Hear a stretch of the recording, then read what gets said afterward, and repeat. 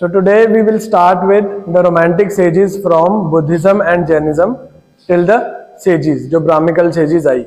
अब romantic period इसको क्यों कहते हैं? Because they teach you how to love yourself in the purest form. तो इसलिए हम जैनिज्म और बुद्धिज्म को पढ़ेंगे. They are one of two, मतलब काफी सारे हेटेरोडॉक्स सेक्ट्स थे. बेसिकली ऑर्थोडॉक्स सेक्ट्स होते हैं जिसमें हम 6 स्कूल्स ऑफ दर्शन या फिलोसफी करेंगे, एंड हेटेरोडॉक्स सेक्ट्स हैं जिसमें और भी बहुत है, आजीविका, चरक्स हैं, उसमें ही बुद्धिज्म और जैनिज्म दो आते हैं. But they form a very important part of our syllabus, तो इसलिए बुद्धिज्म और जैनिज्म को हम अच्छे से पढ़ेंगे.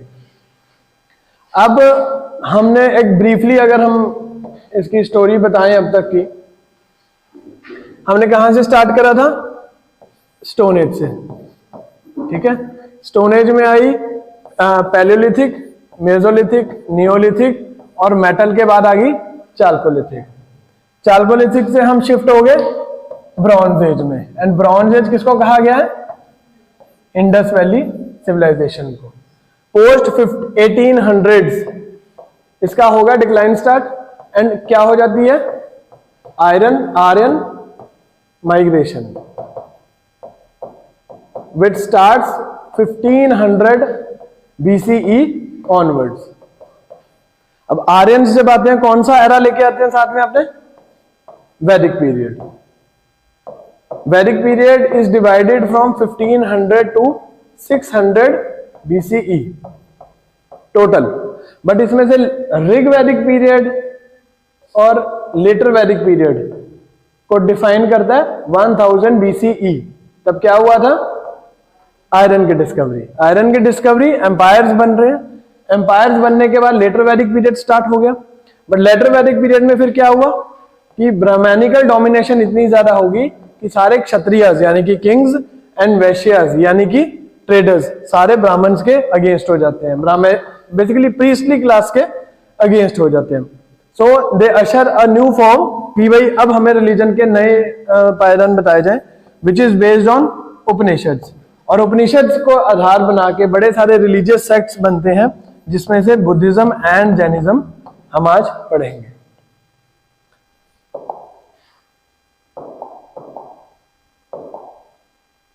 ठीक है, अब लेटर वैदिक, ऋग वैदिक एंड लेटर वैदिक को हमने पढ़ा था कल.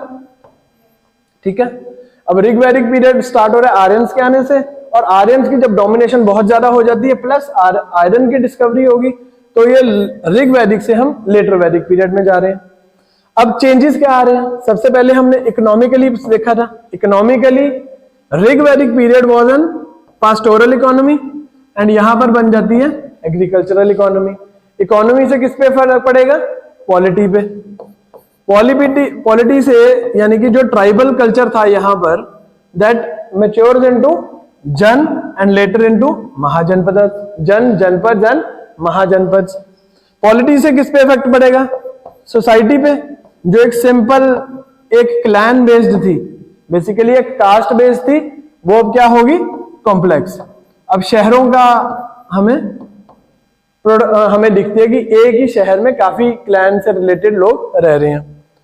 सोसाइटी में चेंजेस आए तो at the end of the day religion में भी चेंज आने पड़ेंगे. रिलीजन कहां से गया?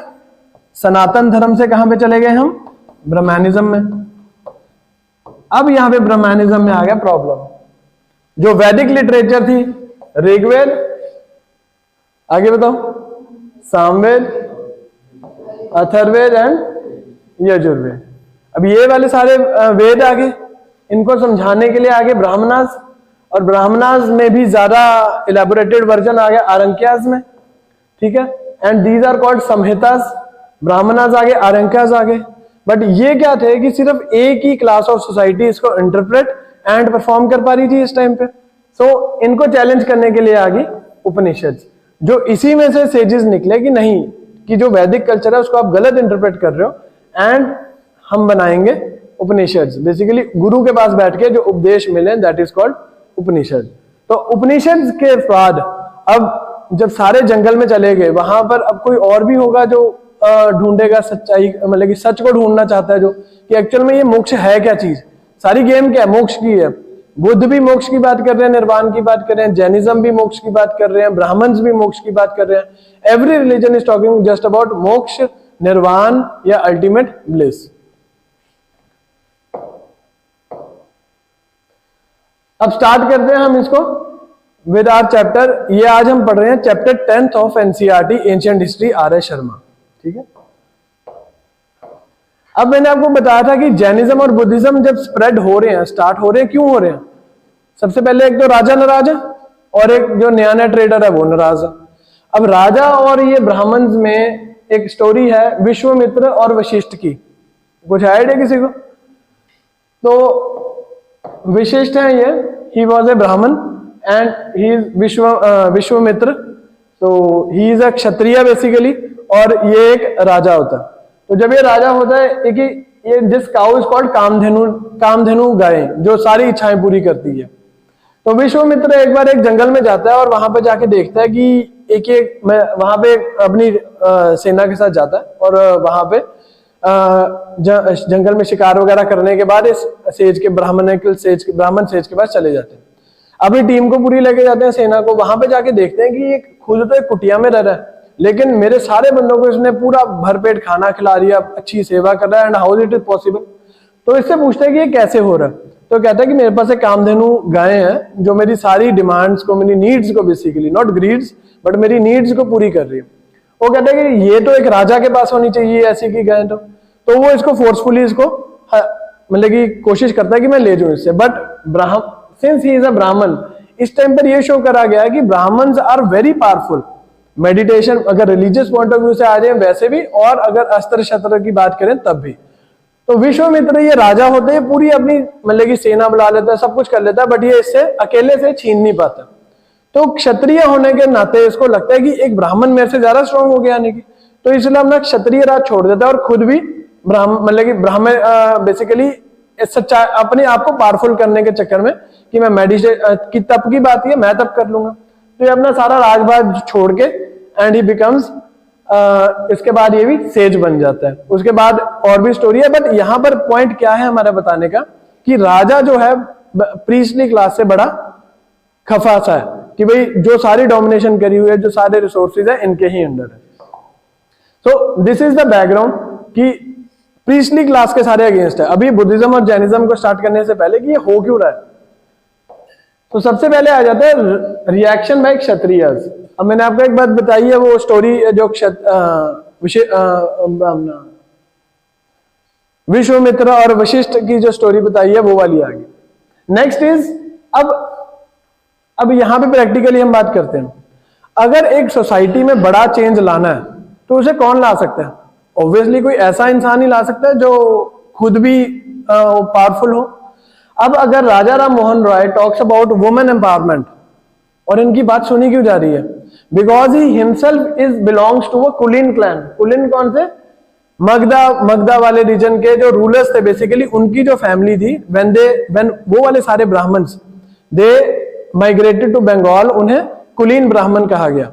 एंड कुलीन ब्राह्मण वर वेरी पावरफुल, मतलब कि प्रोस्पेरिटी थी, पैसा था, अच्छी एजुकेशन थी, तो इसीलिए इनकी बात सुनी जा रही है। अब आपको क्रिकेट के फॉर एग्जांपल आपने you want to be become a cricketer, तो अब सचिन तेंदुलकर को मतलब कि अगर वो आपसे कोई बात कहेगा उसका इंपैक्ट ज्यादा होगा कि गली क्रिकेट का कोई चाहे जितना मर्जी बड़ा प्लेयर हो उसका होगा। ऑब्वियसली अगर सचिन कोई बात बोलेगा कि रिगार्डिंग टू क्रिकेट नहीं, इसको ऐसे नहीं, इसको ऐसे करना, सो उसका इंपैक्ट आप पे ज्यादा होगा। तो सेम में अब एक पावरफुल, अगर एक सोसाइटी को चेंज करना है तो एक पावरफुल सेक्शन को ही आगे आना पड़ेगा। और सबसे ज्यादा पावरफुल कौन है इस टाइम पे? राजा, यानी क्षत्रिय। यानी कि क्षत्रिय वैसे भी परेशान है कि यार ये तो मतलब कि कभी भी कोई बात होती है तो प्रीस्टली क्लास कहती है नहीं ये हवन कराओ, ये यज्ञ कराओ, ये सेक्रीफाइस कराओ, तो इनके हिसाब से मुझे चलना पड़ता है। So it is the reason. अब न्यू इकोनॉमी बन रही है, अब न्यू इकोनॉमी में राजा कहते हैं कि जो सारी चीज है, जो एडमिनिस्ट्रेशन है, सब कुछ है, सोसाइटी है, वो मेरे अंडर है। सो वो कहते हैं कि we will become the guardians of new economy and urbanization. Next is spread of new agricultural economy. अब पास्टोरल इकोनॉमी से एग्रीकल्चरल इकोनॉमी की तरफ जा रहे हैं। एग्रीकल्चरल इकोनॉमी में क्या होगा कि सरप्लस होगा, ट्रेड होगा, लोगों को सिक्योरिटी देनी पड़ेगी मुझे, तो अब वो ब्राह्मणिकल जो प्रीस्ट हैं उनसे तो होएगी नहीं, अब करना तो किसी किंग को पड़ेगा। अब क्योंकि सेटल्ड लाइफ होगी या लैंड होल्डिंग्स बहुत ज्यादा होगी, तो जब लोग जाते हैं राजा के पास कि हमारा ये काम कर दे, तो राजा को लगता है कि नहीं, I am in A position कि मैं ही इनकी हेल्प कर सकता हूं।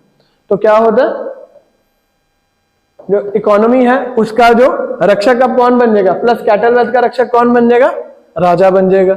और राजा के बनने से क्या होगा, अब जो क्षत्रिय है उनका तो फायदा हो गया, अब जो वैश्य है उनका क्या फायदा, वो चाहते हैं पीस। अगर राजा लड़ता ही रहेगा तो इकोनॉमी एक जो देश की है, एक जन की है, एक जनपद की है, वो डिस्ट्रॉय होती रहेगी, सारा तो रिसोर्स उधर ही लगता रहेगा, एक प्रोस्पेरिटी तो हो नहीं पाएगी। तो इसलिए वैश्यस कहते हैं ठीक है, न्यू एग्रीकल्चरल इकोनॉमी के गार्डियन तुम बन जाओ, बट ये बात है कि हमने लड़ना नहीं है।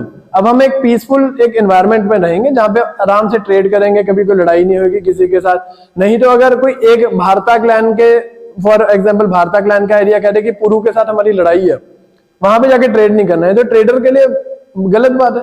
वो कहेगा कि मेरे को तो अपना प्रॉफिट चाहिए, जहां मर्जी से मिले, मुझे क्या लेना देना तुम्हारी दुश्मनी से या लड़ाइयों से। तो दिस वे अब न्यू एग्रीकल्चरल इकोनॉमी आ रही है, पीसफुल एनवायरनमेंट सेटल हो रहा है, किंग पावरफुल हो रहा है, वैश्यास भी चाहते हैं कि यहाँ पर लड़ाई ना हो। लड़ाई ना होने का करके, क्योंकि लड़ाई होएगी तो क्या होगा, एक तो लैंड पे कब्जा हो जाएगा और दूसरी बात जो कैटल होएगी वो जीतने वाली पार्टी ले जाएगी। तो इस वजह से जो इकोनॉमी है सारी बची रही। अब इन पर्टिकुलर वैश्यास की बात करें हम, अब विद इकोनॉमिक अपलिफ्टमेंट, वो कहते हैं कि हमारी सोशल अपलिफ्टमेंट भी हो। अब तक क्या था, सिर्फ क्षत्रिय और ब्राह्मण्स ये कोई भी हवन करना, यज्ञ करना, उसमें बैठ सकते हैं या चैंटिंग ऑफ मंत्रस कर सकते हैं। अभी भी वैश्यास को पावर नहीं थी, मतलब अथॉरिटी नहीं थी कि वो बैठ सकते हैं। Even women were also not allowed. शूद्र तो चलो है ही है कि नहीं, they were not allowed to sit in the havans. तो women and Shudras and Vaishyas were not allowed. But Vaishyas over the time, मतलब कि जब उन्होंने ट्रेड करा, वो अच्छे इकोनॉमिकली सेटल्ड हो गए, साउंड हो गए, अब वो कहते हैं कि नहीं, we want recognition in society. तो बताया था पानी क्या होता था, पानी किसको कहा गया आर्यंस में, Pani is of cattle thief. But no doubt Aryans खुद वही काम करते थे कि अगर कहीं लड़ाई हुई, वहां पे लड़ाई जीती तो वहां की सारी कैटल ले ली, तो वो खुद भी वही काम करते थे। तो it is self contradictory in itself. पानी लेटर बिकम्स बानी and Bani later becomes Baniyas, and these Baniyas are, मतलब ये मेजर चंक बनाते हैं traders and trade and market का। अब जो इकोनॉमी है वो भी कॉम्प्लेक्स हो रही है, सरप्लस हो रहा है, ट्रेड हो रहा है, और अगर एक ट्रेड होगा कहीं पे तो सबसे बड़ा उसका क्या एक फीचर होगा, मनी लेंडिंग, कि उधारी ले सकता हूं मैं, लोन ले सकता हूं। बट लोन के ऊपर अब अगर एक कोई ट्रेडर है, कोई मतलब कि इधर है ट्रेडर है जो मनी लैंड कर रहा है बेसिकली आपको, तो वो क्या वापस रिटर्न में लेगा आपसे, इंटरेस्ट लेगा, ब्याज लेते हैं वो आपसे, है ना। तो ये चीज हिंदू रिलीजन में मतलब कि एज पर ऋग वैदिक रिचुअल्स, इंटरेस्ट जो था वो किसी से आप ले नहीं सकते। इवन इस्लामिक बैंकिंग में आज भी जो आप पैसे देते हो उस पर आपको इंटरेस्ट नहीं, लोन जो लेते हो आप उस पर इंटरेस्ट नहीं देना होता। इस्लामिक बैंकिंग का कंसेप्ट बिल्कुल ही डिफरेंट है, वहां पे लोन नहीं ले सकते, इंटरेस्ट पे जो आप पैसे दे रहे हो उस पर आप ब्याज नहीं ले सकते। बट एक ब्याज के बिना अगर तो सर्कल ही नहीं घूमेगा। अब एक व्यापारी को क्या फायदा कि अगर वो किसी को जरूरत है उसको 100 रुपए देगा, उसने तो ठीक है अपने आप को मतलब कि 100 रुपए का 200 बना लेगा, बट जिसने पैसे दिए उसको क्या फायदा, तो वो भी तो कुछ ब्याज लेगा। तो अब इस जो इंटरेस्ट वाली चीज थी, मनी लैंडिंग को रिकॉग्निशन दिलाने के लिए वैश्यास जाते हैं पहले प्रीस्टली क्लास के पास। प्रीस्टली क्लास कहती नहीं, ये हो ही नहीं सकता। तो वो क्या कहते हैं, ठीक है अगर एक सेक्ट ऑफ रिलीजन नहीं मान रहा ये चीज, मैं नया रिलीजन ही खड़ा कर देता हूं, एंड दे विल फॉर्म, मतलब कि ये पूरी तरह से फाइनेंशियली तन मन धन से, जैसे हम कह देते हैं कि सपोर्ट करते हैं कि नए सेक्ट्स बने, और नए सेक्ट बनेगा, ब्राह्मणिज्म डाउन जाएगा और ये रिलीजन ऊपर आएंगे। और इनका मकसद क्या होगा कि इनके हिसाब से एक तो किंग को दोबारा से अथॉरिटी देनी है, और लैंड को बेसिकली, क्योंकि अब फ्यूडलिज्म की तरफ जा रहे हैं हम, तो लैंड को पूरी रिकॉग्निशन देनी है। And thirdly money lending activities, यानी कि जो ट्रेड एंड कॉमर्स की जो मनी लैंडिंग एक्टिविटीज है उसको रिकॉग्निशन देनी है। Next is transitional phases. अब हमने क्या करा था, changing from simple to complex. But अब जब ये सिंपल टू कॉम्प्लेक्स जाएगी, ये तो है नहीं कि सारे इसको अडॉप्ट कर पाएंगे, सभी तो अडॉप्ट कर नहीं पाएंगे कि इतनी। अब आप अगर आज रहते हो यहाँ पर, आपको मैं बोल दूं दिल्ली जाके शिफ्ट हो जाओ, आप 10-15 दिन के बाद बोलोगे यहाँ पे तो लाइफ ही इतनी तेज है, यहाँ पे समझ ही नहीं आ रहा कि क्या क्या है, ना अपने लिए टाइम है ना कुछ और टाइम है। सो इसमें से अगर 100 बंदे थे यहाँ पे, तो 95 तो यहाँ पे एडजस्ट हो जाएंगे, लेकिन 5 नहीं होंगे। उसका कारण क्या, वो चले जाएंगे जंगल में, वो कहेंगे कि नहीं हमें तो मतलब कि शांति चाहिए, we want to live a peaceful life, and they will move to forest. इसीलिए कभी भी देखना, ये जो गुरुज वाला कल्चर है ना, इंडिया में कब आता है, 91 के बाद। लिबरलाइजेशन जब हो जाती है, ग्लोबलाइजेशन जब हो जाती है, कुछ लोगों को समझ ही नहीं आती चीज कि ये हो क्या गया है सारी सोसाइटी के साथ में। तो इंडिया में भी ज्यादा गुरुज का जो ये ट्रेंड है चलता है। आज की डेट में भी हम 2-2 मिनट की रील्स देखते हैं, बड़ी मोटिवेटिंग होती है उनकी। तो यहां से निकलता है कि जो बंदे नहीं एडजस्ट कर पाए कि ये नई चीजें हमें नहीं समझ आती, हम तो अपना जाके सेक्लूडेड प्लेस पे रहेंगे, not exactly forest, secluded places में रहेंगे।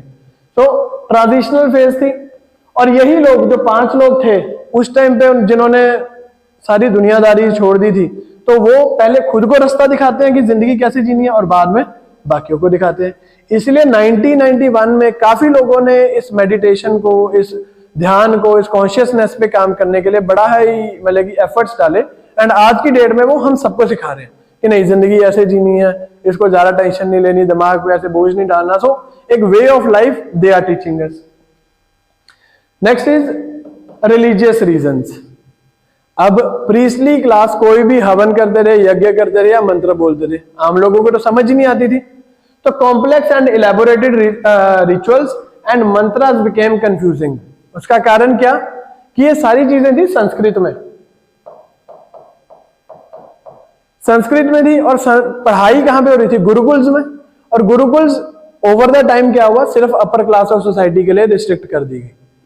तो अब जो लोअर क्लास ऑफ सोसाइटी थी, उनको तो समझ ही नहीं आ रही थी ये क्या चीज है, ये संस्कृत भी क्या चीज है, स्क्रिप्ट क्या चीज है। ये जो तो those who were privileged enough, जिनको पढ़ाई मिल पा रही है, वो तो समझ रहे हैं, बट बाकियों के लिए तो ये एक कान से सुन रहे हैं, दूसरे कान से निकल रहे हैं।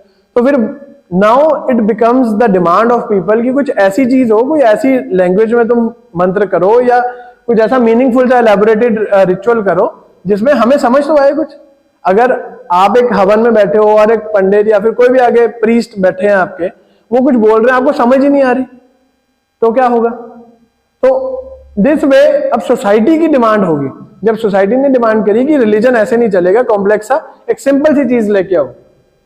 अब लैंग्वेज भी प्रोटो वैदिक से चेंज कर दी, और बात करी कि मोक्ष कि पहले सिर्फ जो स्वर्ग है that was limited to the upper class of society. अब लोअर सेक्शन ऑफ सोसाइटी भी कहती है कि हमें क्यों नहीं मोक्ष मिल सकता, why can't we go to heaven, और हम इस यानी कि हमारी जिंदगी ऐसी रहेगी कि रीबर्थ बर्थ रीबर्थ होता रहेगा हमारा। तो अब मोक्ष को भी चैलेंज कर दिया उन्होंने। सो दिस इज व्हाई क्या होगा, एक तो रिचुअल्स खत्म होंगे, एक प्रीस्टली क्लास की डोमिनेशन खत्म होगी, और जो नया सेक्ट आएगा वो बोलेगा सबको मोक्ष दे देंगे। उसके बाद बनेंगे संघ,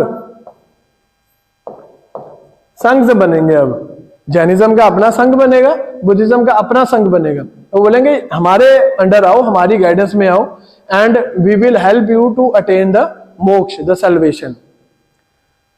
नेक्स्ट इज सोशल रीजंस। अब प्रोफेशनल कास्ट, अब एक बात बताओ, ये जो कास्ट का सीन है, कास्ट और क्लास का सीन है, it is only in animals, कि एक लाइन है तो उसका जो नेक्स्ट जनरेशन होगी वो लाइन ही होगी।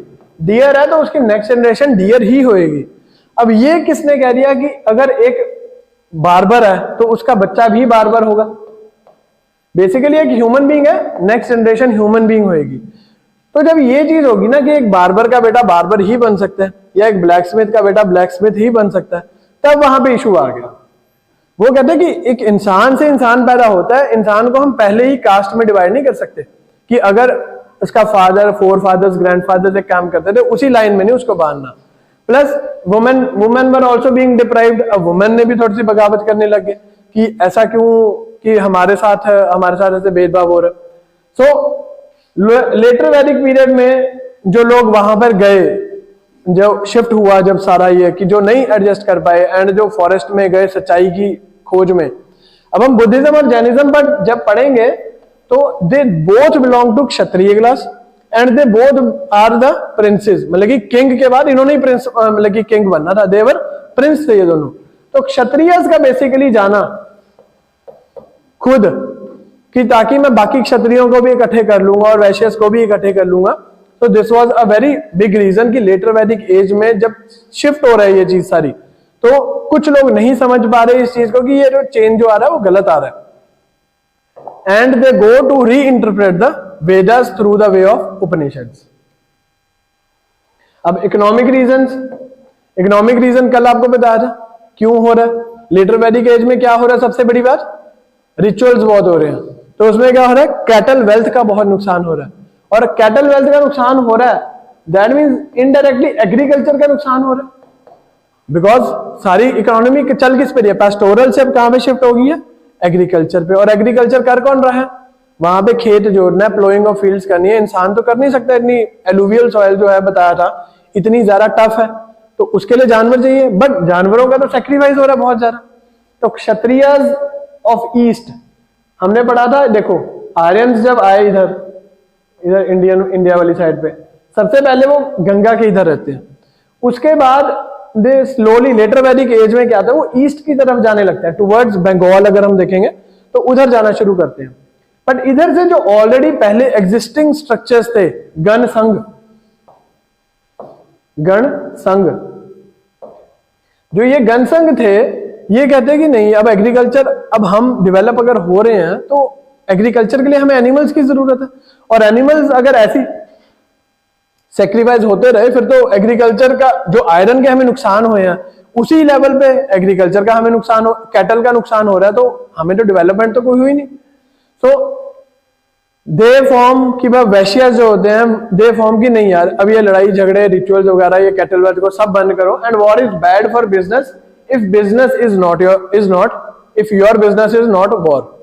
आई बात समझिए वाली,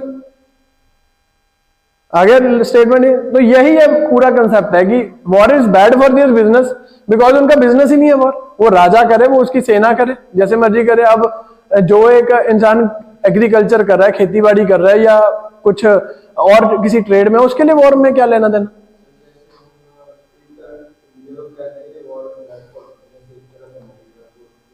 हाँ, because for them business is war, हमारे लिए वॉर इज नॉट बिजनेस, क्योंकि उनका क्या है, वेपन, वो पेट्रोल मतलब कि वहां से पेट्रोल लेंगे और वेपन देंगे और वेपन आगे बिक जाएंगे, तो उनके लिए तो विन विन सिचुएशन आ गई। उनका ही वेपन पूरा चल रहा है और पेट्रोलियम सारे प्रोडक्ट्स ले रहे हैं। So for them we can consider their business is war, but हमारा बिजनेस वॉर नहीं है, तो इसलिए business is war is bad for India. अब हम आते हैं इन पर्टिकुलर जैनिज्म पे। अब जैनिज्म बुद्धिज्म से एक कंसेप्ट पहले, जैनिज्म से हम ये पढ़ेंगे कि हर रिलीजन क्या कहता है, अपने आप को एसोसिएट करने की कोशिश करता है। वो कहता है कि मैं कोई नई चीज नहीं कह रहा, I am just the profit. Profit का मतलब क्या होता है, प्रॉफिट का मतलब होता है मैसेंजर, कि मैं तो सिर्फ मैसेंजर हूं, कि जो आज तक चलता आ रहा है बस उसको मैं तुम्हारे सामने रख रहा हूं। तो जैनिज्म ने भी यही कहा। महावीर ने, हम कहते हैं Mahavir started this Jainism, but Mahavir start नहीं करा, उसको एक फाउंडेशन बहुत स्ट्रांग दे दी, क्योंकि उससे पहले भी बड़े सारे प्रॉफिट्स थे, and their profits are called Tirthankaras. Tirthankar 23 पहले हो चुके हैं, 24 तीर्थंकर वाज महावीर, और उन्होंने बताया कि ये रिलीजन आज तक चलता आ रहा है और इसको तो बस हम थोड़ा सा इलैबोरेट करेंगे, थोड़ा सा सिस्टमैटिक ऑर्डर में प्लेस करेंगे। अब अगर हम देखें क्रिश्चियनिटी, जीसस क्राइस्ट, उन्होंने भी यही बोला कि क्रिश्चियनिटी तो बड़ी देर से चल रही है। हिंदुइज्म भी जब एज ए रिलीजन जब हम बात करते हैं तो वो कहते हैं कि ये बड़ी देर से चल रहा है, ये कोई ये नहीं है। बेसिकली क्या है, वो मनुस्मृति की बात करते हैं। मनुस्मृति जब कंपाइल होती है, दैट मीन्स मनु के ऑर्डर्स की जो सारी बुक है उसको क्या कह रहे हैं, मनुस्मृति। अब इस्लाम में भी यही हो रहा है कि वो कहते हैं कि इस्लाम को ही प्रॉफिट मोहम्मद कहते हैं, मैं नहीं लेके आया, ये तो चल रहा है आज तक। अब सिखिज्म में सबसे लेटेस्ट रिलीजन हम अगर बात करते हैं, 17वीं सेंचुरी में डेवलप हुआ है। इनमें भी क्या है, बुक का नाम आदि ग्रंथ। आदि का मतलब क्या होता है? ओल्ड, आदि मानव पढ़ते हैं हम, मतलब कि पुराना आदमी। तो आदि ग्रंथ बेसिकली सिखिज्म में क्या है, सिखिज्म भी गुरुज कहते हैं कि हम तो सिर्फ आपको तरीका बता रहे हैं दोबारा से। एक्चुअल में सिखिज्म एक एक्सप्लिसिट या इम्प्लिसिट वे में चलता आ रहा है। तो सारे रिलीजन्स क्या करते हैं, अपने आप को पास्ट के साथ एसोसिएट करते हैं कि हम कोई नई चीज नहीं बता रहे। सेम चीज कर रहे हैं हम महावीर। महावीर कहेंगे कि मेरे से पहले भी बहुत सारे मतलब कि जैन जो लीडर्स हैं वो हुए हैं, and they were called Tirthankaras, and all were Kshatriyas. All were Kshatriyas का मतलब क्या हुआ कि ये शुरू से ही प्रीस्टली क्लास के अगेंस्ट है। अब ऋषभनाथ सबसे पहले हमें तीर्थंकर मिलते हैं, एंड इनके एक ये बहुत जरूरी है याद करना। अब जब हम जैनिज्म बुद्धिज्म करेंगे, इसमें सबसे पहले आपने करना क्या है, एक तो टर्म्स, कि अगर कोई वर्ड आता है, जैसे सलेखना वर्ड आएगा इसमें, अब तो उसका मतलब समझना है आपने, ठीक है। उसके बाद डेट्स आपने याद नहीं करनी कि when he was born and when he died, because ये अभी तक डिस्प्यूटेड है डेट्स वगैरह। हमने अगली बार करनी है सिंबल्स, कि जैसे अब ये जैन एम्बलम है तो इसका क्या मतलब है, ठीक है। इसमें हर स्वास्तिक बना हुआ है, 3 डॉट्स हैं, नीचे पाम है, इसका मतलब क्या है, एक तो ये चीज करनी है। उसके बाद एम्बलम्स करने हैं। अब एम्बलम्स कैसे कि emblems related to this tirthankaras, जैसे ऋषभनाथ के बुल है, पार्श्वनाथ के स्नेक है, एंड महावीर के साथ एसोसिएटेड है लायन। तो ये चीज आपने याद करनी है, बहुत जरूरी। उसके बाद जब हम बुद्धिज्म पढ़ेंगे, बुद्धिज्म में हम पढ़ेंगे कि ऑन मतलब कि now he went for meditation. तो मेडिटेशन का एक कॉरेस्पॉन्डिंग टर्म होगी, और टर्म के साथ एक साइन या एनिमल एसोसिएटेड होगा, तो वो हमने याद करना है। तो ये वाली चीजों पे बहुत ज्यादा ध्यान देना है। जैनिज्म और बुद्धिज्म में से 200% क्वेश्चन आएगा ही आएगा, प्री में, मेंस में, UPSC, PCS, state services, banking, जो मर्जी पेपर लगा लो, जैनिज्म बुद्धिज्म में से आना है। जैनिज्म में से 40% चांस होते हैं और 60% chances are from Buddhism. But इसीलिए ये बहुत ज्यादा इंपॉर्टेंट है, इसकी फिलॉसफीज। और इसमें भी अगर हम देखेंगे एनसीईआरटी में अभी थोड़ा सा लिमिटेड है, तो इसको जितना पढ़ोगे आप, हमेशा एक नई टर्म आपके सामने आएगी, नया सिंबल आपके सामने आएगा, तो वो बहुत जरूरी है पढ़ना है। अब ऋषभनाथ के जो फॉलोअर्स हैं उनको क्या कह रहे हैं, श्वेत आंबर। श्वेत आंबर का मतलब व्हाइट क्लैड, सफेद रंग के कपड़े डालते हैं। तो यानी कि जैनिज्म में अभी हम पढ़ेंगे 2 श्वेतांबर्स एंड दिगंबर्स, ये डिवाइड होंगे। तो श्वेतांबर्स उनमें से कौन है, जो ओरिजिनली ऋषभनाथ फर्स्ट तीर्थंकरा के जो फॉलोअर्स हैं, they are called Shvetambaras and they wear white clothes. 23rd Tirthankara is Parshvanath, and इनका सिंबल क्या है, snake. He was born in Ayodhya, king of, मतलब कि वहां के एरिया के किंग है। तो and he enlightened, he left his royal life and enlightened after 88 days of meditation. अब 88 डेज से ज्यादा जरूरी आपके लिए क्या है, अब क्षत्रियज हैं ये सारे, और एनलाइटनमेंट की बात कर रहे हैं, और क्या है ये 88 डेज। अब इसका बुद्ध की भी पढ़ेंगे, महावीर की बात करेंगे कि इतने दिनों के बाद, after this much years of wandering in forest, after this much days of meditation, he attained enlightenment. अब इसका सबसे बड़ा जो इंप्लीकेशन है ना, वो ये है कि दैट मोक्ष जो है ना, एनलाइटनमेंट की प्राप्ति इसी जन्म में with in few days without the help of priestly class हो रही है। इसीलिए इस जो चीज है इस पे इतना ज्यादा स्ट्रेस दिया जाता है कि 88 डेज में हो गया, 13 डेज में हो गया, 12 डेज में हो गया। तो इसमें ये सबसे ज्यादा जो अटैक था प्रीस्टली क्लास पे था, कि देखो मैंने आपके बिना, आपसे बिना करे, बिना किसी रिचुअल के, सिर्फ मेडिटेशन के साथ में, with in this life only he मैंने मोक्ष अटेन कर लिया। तो ये बहुत बड़ा अटैक था। And his followers came to be known as Nirgranthas. अब ये निर्ग्रंथ को ऐसे नहीं पढ़ना कि ग्रंथ के बिना, it is called free from senses. सारी लड़ाई मोक्ष की क्या है, कॉन्शियस और सेंस, सेंस एंड कॉन्शियस में लड़ाई है हमारी, कि हमें मन पाता एंड दिल, एक और मन चाहता जो चीज कि नहीं यार ये भी खा लें, वो भी खा लें, ये कपड़ा डाल लें, एक गाड़ी नहीं 10 गाड़ी, एक घर नहीं 10 बंगले होने चाहिए। सो ये चीज, ये सेंस और कॉन्शियस में ही लड़ाई चल रही है सबकी अभी। तो one who is free from senses is called Nirgrantha, ठीक है। And he gave 4 main teachings. वैसे we read there are 5 teachings in Jainism, but Parshvanath gave 4. First is non injury, ahimsa. Second is non lying, satya. Non stealing, asatya. Asatya, इसकी pronunciation एक बार check कर लेते हैं. But non possession, अपरिग्रह. तो अब ये सारी चीजें देखो किसके साथ रिलेटेड है. एक लेटर वैदिक एज के साथ रिलेटेड है. लेटर वैदिक एज के साथ क्यों? क्योंकि नई इकोनॉमी बन रही है, और नई इकोनॉमी के क्या नहीं करना, कैटल वेल्थ को नुकसान नहीं पहुंचाना, इसलिए अहिंसा. झूठ नहीं बोलना. क्यों? ट्रेड और कॉमर्स जब कर रहे हो तो उसमें कोई चालाकी नहीं करनी, चोरी नहीं करनी, क्योंकि अब सरप्लस प्रोडक्शन हो रही है. अब ये तो सब्सिस्टेंस इकोनॉमी तो है नहीं है कि जितना मैंने कमाया उतना खा लिया. अब सरप्लस में हो रही है, यानी कि स्टोरेज हो रही है, और स्टोरेज जब होएगी कोई उसे चुरा लेगा. तो नए इकोनॉमिक सिस्टम को बचाने के लिए स्टीलिंग नहीं करनी. And third is non possession. Non possession का मतलब होता है, एक होती है आपकी नीड, एक होती है ग्रीड. महात्मा गांधी सेड कि there is enough for everyone's need but not enough for everyone's greed. तो ऐसी की वन लाइनर से याद होने चाहिए आपको. अब जैनिज्म ये नहीं कहता कि आपको अपरिग्रह मतलब कि कुछ पोजेस ही नहीं करना, आपने घर ही नहीं बनाना, आपने एक अच्छा खाना ही नहीं खाना. वो कहते हैं कि ग्रीड नहीं करनी, ओवर नहीं करना किसी भी चीज को. अगर फॉर एग्जांपल एक डॉक्टर है, वो बढ़िया कमा रहा है एक हॉस्पिटल में या एक जगह काम कर रहा है, ठीक है, बट अगर वो उसी चीज को मैनिपुलेट करे कि नहीं जी मैं तो 10 जगहों पे जाऊंगा, या और किसी प्रैक्टिसेस में जाता है कि नहीं मेरे को एक गाड़ी नहीं मेरे को 10 गाड़ियां चाहिए, मेरे जबकि एक गाड़ी से उसका सर रहा है, और मेरे को एक घर नहीं मेरे को 10 बंगले चाहिए, मेरा ये होना चाहिए वो. सो बेसिकली आपको क्या है, ग्रीड में नहीं आना. नीड के हिसाब से जितनी आपकी नीड है, अगर आपकी नीड महीने का 1 करोड़ रुपया खर्चा है तो आपकी नीड होनी चाहिए वो, अब इट इज जस्टिफाइड. बट अगर आपकी नीड है 100 रुपए की और आप कमा लाख रुपए रहे हो, और ऑब्वियसली लाख रुपए कहां से कमाओगे, थ्रू करप्ट मीन्स ही कमाओगे, सीधे रास्ते से तो आने नहीं इतने सारे पैसे. तो अगर आप गलत रास्ता चूज करके अपनी ग्रीड को पूरा करना चाह रहे हो तो दैट इज रॉन्ग. यहां पर अब ये चीज नहीं है कि कुछ भी नहीं होना चाहिए, आपका पोजेशन ही नहीं होनी चाहिए.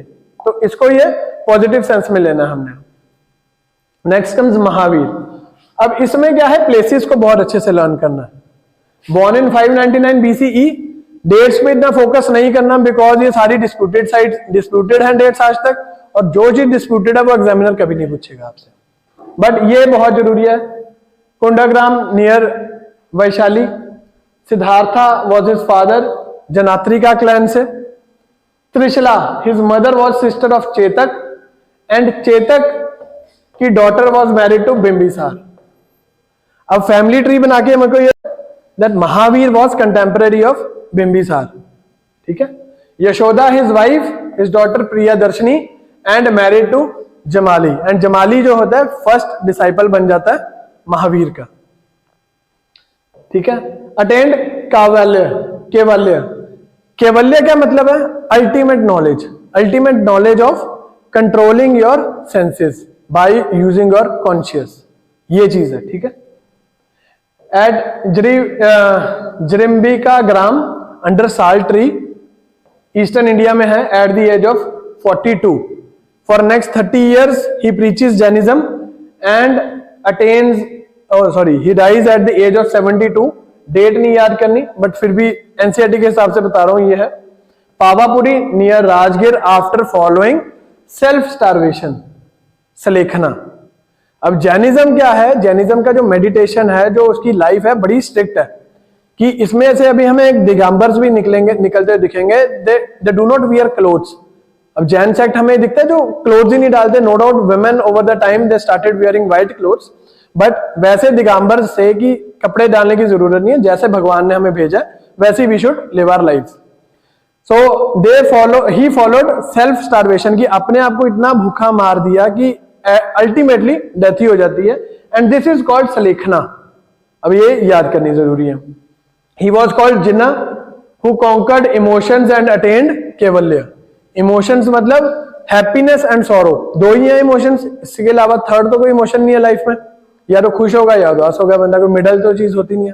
तो Mahavira is said to take control of both happiness as well as sorrow, and then he attained Kaivalya and called जिन्ना, जिसने इन चीजों को जीत लिया। या फिर क्या बोलते हैं, जितेंद्र भी बोलते हैं जीतने वाले को। उसके बाद निर्ग्रंथास, निर्ग्रंथा का मतलब क्या बोला था, फ्री फ्रॉम सेंसेस। अरिहंत जो सब कुछ जीत लेता है। And Mahavira the great hero, he is also known as Nigantha Nataputta in Buddhist Pali canon. Canons का मतलब क्या होता है, कैनोनिकल वर्क्स होते हैं, नॉन कैनोनिकल वर्क्स होते हैं। कैनोनिकल वर्क्स होते हैं रिलीजियस और नॉन कैनोनिकल होते हैं नॉन रिलीजियस वर्क्स। सो एक बुद्धिस्ट रिलीजियस वर्क्स हैं जिसमें Mahavira is called as this name.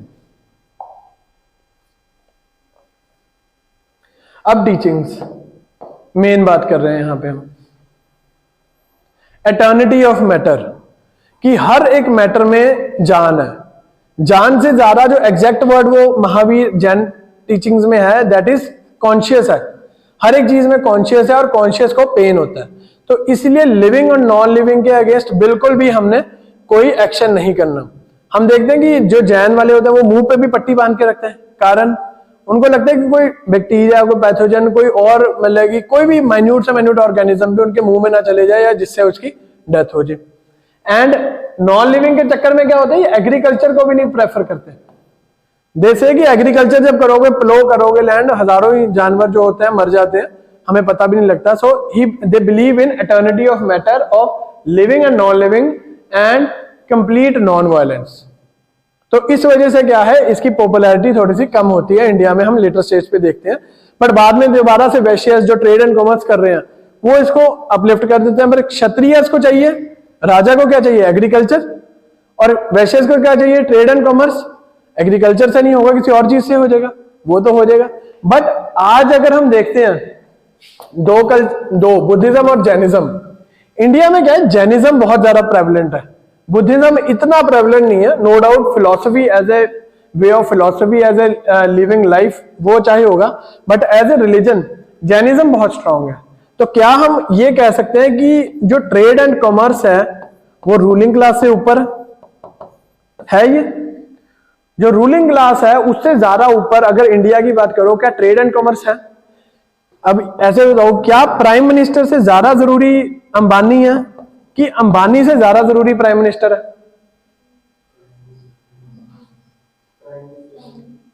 Prime minister तो आते जाते रहते हैं, अंबानी गया कभी? नहीं, हाँ, नहीं, पोस्ट नहीं, मैं आपको पूछ रहा हूं कि प्राइम मिनिस्टर ज्यादा इंपॉर्टेंट हुआ कि अंबानी ज्यादा इंपॉर्टेंट है आज की डेट में? अगर आप प्राइम मिनिस्टर आज हटा देते हो, कोई इफेक्ट पड़ेगा सोसाइटी पे? अंबानी को हटा दो, माइनस कर दो सोसाइटी में से, नहीं, पैसे उसके हैं। मैं आपको कह रहा हूं कि पॉलिसी डिसाइड कौन कर रहा है यहाँ पे, वो बताओ। कैपिटलिस्ट इकोनॉमी जो है अब हमारी, डिसाइड पॉलिसीज कौन कर रहा है सारी? जिनको देख के पॉलिसी डिसाइड होती है, हाँ वो कौन? हाँ वही पूछ रहा हूँ, चलो ठीक है, उस एंगल से आ जाओ। तो किसको देख के पॉलिसी डिसाइड, किसके हिसाब से पॉलिसी डिसाइड हो रही है पॉलिसी? कैपिटलिस्ट में से, चलो अंबानी नहीं, हम कैपिटलिस्ट की बात करते हैं।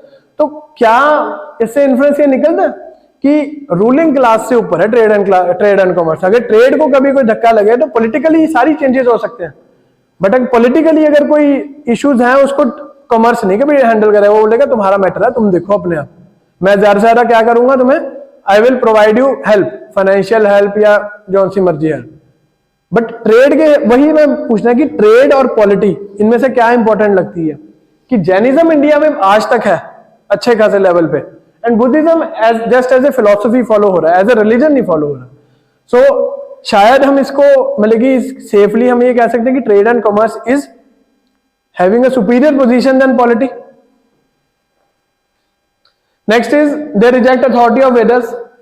Obvious सी बात है कि उपनिषद से निकले कि अथॉरिटी ऑफ वेदास को ही रिजेक्ट कर रहे हैं, बट आइडिया ऑफ वेदास को नहीं रिजेक्ट कर रहे, क्योंकि वेदास का भी अल्टीमेट गोल क्या है, मोक्ष, और महावीर का भी क्या है, जैनिज्म या बुद्धिज्म का भी होगा क्या गोल होगा, मोक्ष। तो दे रिजेक्ट अथॉरिटी ऑफ वेदास, कि सिर्फ वेदास की हिसाब से अथॉरिटी, जो अथॉरिटेटिव नेचर है वो नहीं अलाउड हमें। Next is acceptance to God. They believed in God, but God was placed below जिन्ना, कि God है, नो डाउट, मान लिया बात, आत्मा परमात्मा वाला कंसेप्ट है, बट वो जिन्ना से नेक्स्ट लेवल पे है। कारण क्या? अब अगर हम किसी चीज को, कंसेप्ट को पढ़ना चाहते हैं, आपकी बुक में एप्पल बना हुआ है, नर्सरी की बुक में एप्पल बना हुआ है, उसका मकसद क्या है? बच्चे को पढ़ाना ए। अब ऐसे ही गॉड है अगर, तो गॉड का कंसेप्ट क्या है? स्पिरिचुअलिज्म। तो अल्टीमेट गोल क्या है यहां पे? ए बताना, कि बच्चे को बताना है कि ए एक अल्फाबेट है जो जहां मर्जी यूज होगा उसको आपने। ऐसे ही गॉड का कंसेप्ट है कि गॉड आपको जहां भी दिखेगा तो उसका मतलब है स्पिरिचुअलिज्म। तो अब स्पिरिचुअलिज्म क्या? जो अपना सेंसेस पे जीत पा ले, और सेंसेस पे जीत पाने वाले को क्या बोलते हैं? जिन्ना। तो जिन्ना इज प्लेस्ड बिलो गॉड।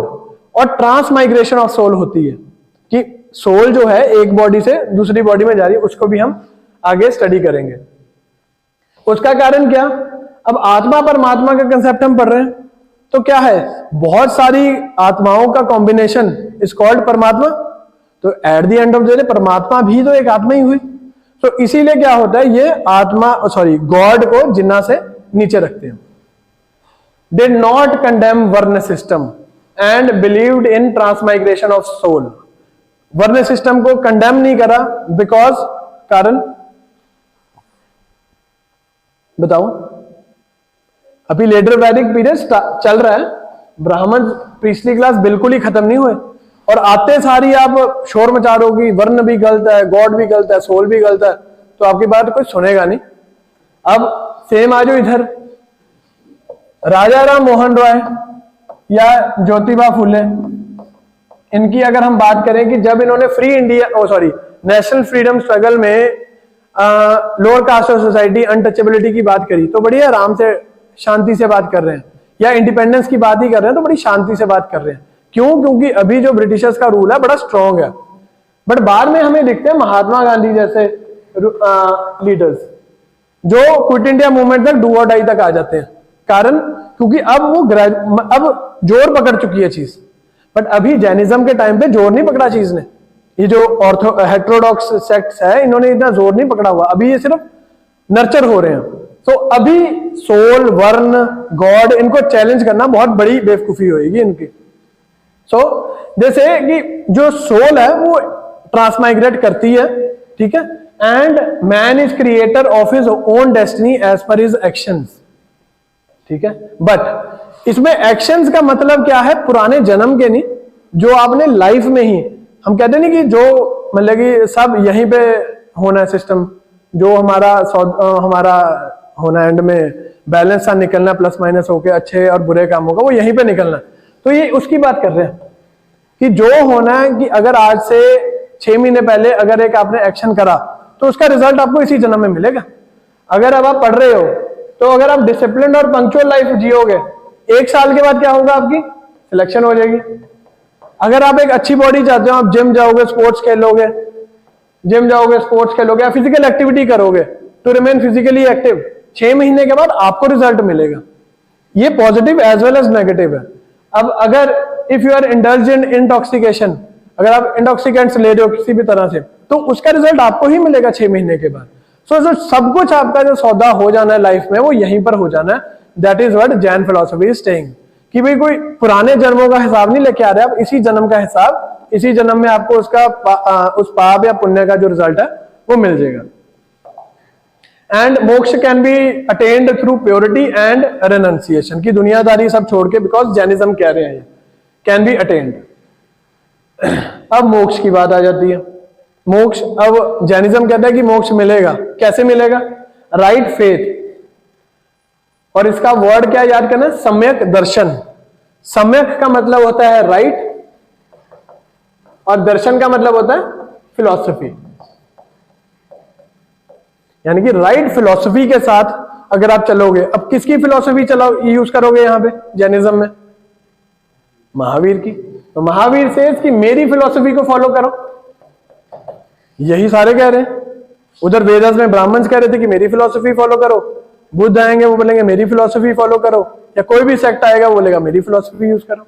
तो महावीर से कि मेरी फिलॉसफी को यूज करो, मेरी राइट फिलॉसफी को यूज करो, एंड अटेन सम्यक जन। ये JANANA है, but it is pronounced as gyan. तो सम्यक ज्ञान, तो राइट ज्ञान को राइट ज्ञान से आप कर सकते हो।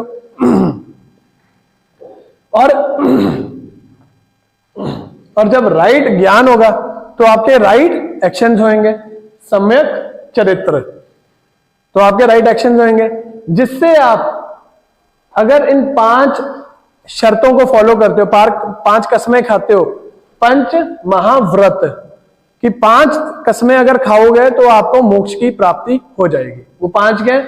नॉन इंजरी, नॉन लाइंग, ये महावीर की बात कर रहे हैं। जो हमने वहां पे बात करी थी, किसकी बात करी थी? पार्श्वनाथ की। पार्श्वनाथ गेव 4, सिर्फ ये 4 दी थी। एंड 5th वन ब्रह्मचर्य सेलिबेसी की किसने दी थी? It was added by Mahavira. So Mahavira कहते हैं कि अगर आप मेरी ये फिलॉसफी को यूज करोगे and you will have right faith, knowledge and conduct, then you can attain moksha. तो non injury, ahimsa, satya, asatya, aparigraha and celibacy. First 4 principles were given by Parshvanath and the 5th one was added by Mahavir. अब ये क्या है? सारी लड़ाई है आपकी सेंसेस और कॉन्शियस की। सत्य, सच कब नहीं बोलना? जब आपके सेंसेस को ना ठीक लगे, कॉन्शियस को ठीक ना लगे। बेसिकली वो कहते हैं कि हर चीज कॉन्शियस के साथ लेके जाओ, सेंसेस के साथ नहीं। कि अगर आप मौका देखो कि नहीं यार यहाँ पे झूठ बोल दूंगा कोई बात नहीं, यहाँ पे चोरी कर लूंगा कोई बात नहीं, यहाँ पे अगर मैं अपना जो प्रॉपर्टी है उसको एडअप कर लूंगा या एग्रेंडाइज कर लूंगा तो उससे मेरे को कुछ इशू हो जाएगा। तो बेसिकली क्या है कि साफ मन के साथ, अच्छी नीयत के साथ, नीयत की बात हो रही है सारी यहाँ पर, तो वहां पे करना। एंड ईच, सो ये वाला कोड जरूर याद करना है ना, ऐसे वगैरह में लिखने में अच्छा काम आता है। कि ऐसे के बड़े सारे महात्मा गांधी के 10-12 आपको आने चाहिए, और नेशनल बी.आर. अम्बेडकर के आपको आने चाहिए, अब्राहम लिंकन के आने चाहिए। तो 10-10 हर एक के, मतलब कि जो वन लाइनर्स इन्होंने बोले हैं, they form a very important role. कई बार क्या होता है यूपीएससी के एसए में या पीसीएस के एसए में एज इट इज आ जाते हैं, स्टेटमेंट दे देंगे और बोलेंगे इस पे ऐसे लिखो। सो एक आइडिया, पूरा विजन होना चाहिए। विजन कब होगा? अब हमने जैसे ये यहाँ पे पढ़ लिया, जैनिज्म के साथ रिलेट कर लिया, तो जब एसए में लिखोगे वहां पे जैनिज्म फिलोसफी को आप करोगे कि देखो जैनिज्म ने भी यही बोला, तो बुद्धिज्म ने भी यही बोला, और रिलीजन्स भी ये कह रहे हैं। उसके बाद इसको प्रैक्टिकली आप बताओगे कि कैसे ये सही है, ठीक है। और जो इस चीज को नहीं फॉलो करता, जो मैंने ज्यादा सिर्फ मटेरियलिस्टिक चीजों में जाता है, वो क्या करते हैं? वो पैसे कमाते रहते हैं, और पैसे कमा के जब वो बहुत ज्यादा अमीर हो जाते हैं फिर वो बात करते हैं शांति की।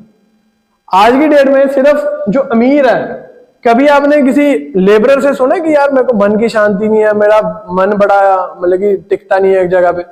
जिसने सुबह जाके शाम को दिहाड़ी करके वापस आ जाना, उसके लिए कोई चीजें नहीं है, क्योंकि वो क्या है, वो एक लाइफ अपनी लेबरर की, श्रमिक की लाइफ जी रहा है वो।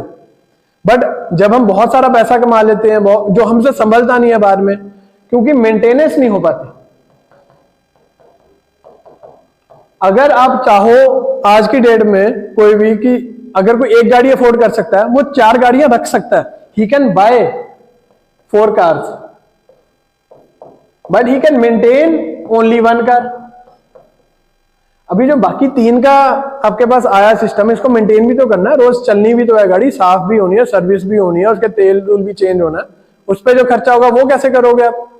उसके लिए आप झूठ भी बोलोगे, चोरी भी करोगे, करप्ट मेजर्स भी फॉलो करोगे, और मटेरियलिस्टिक वर्ल्ड में भी जाओगे। तो उन सब चीजों को पूरा करने के लिए रैट रेस में बढ़ जाओगे, आप सारे चले जाओगे। और इसीलिए हम देखते हैं कि सिर्फ जो अमीर है वही आज की डेट में पीस ऑफ माइंड की बात करता है। जो गरीब है उसको नहीं कुछ लेना देना पीस ऑफ माइंड से। वो कहता है कि नहीं, मेरी अच्छी जिंदगी चल रही है, मेरे को पता है मेरा ध्यान कैसे लगना, क्योंकि उसको पता है कि मेरा दिमाग काम के टाइम पे काम पे रहेगा और फ्री टाइम के, फ्री फैमिली के साथ फैमिली में रहेगा। अब ये जो नॉलेज है ये कहां से मिलेगी? मति, हम कहते हैं ना मति, वो होती है सेंसेस। श्रुति यानी कि हियरिंग, अवधि मीन्स टाइम, एंड मन पर्याय मीन्स मन, अपनी मन की बात सुन रहे हो, वो होता है टेलीपैथी।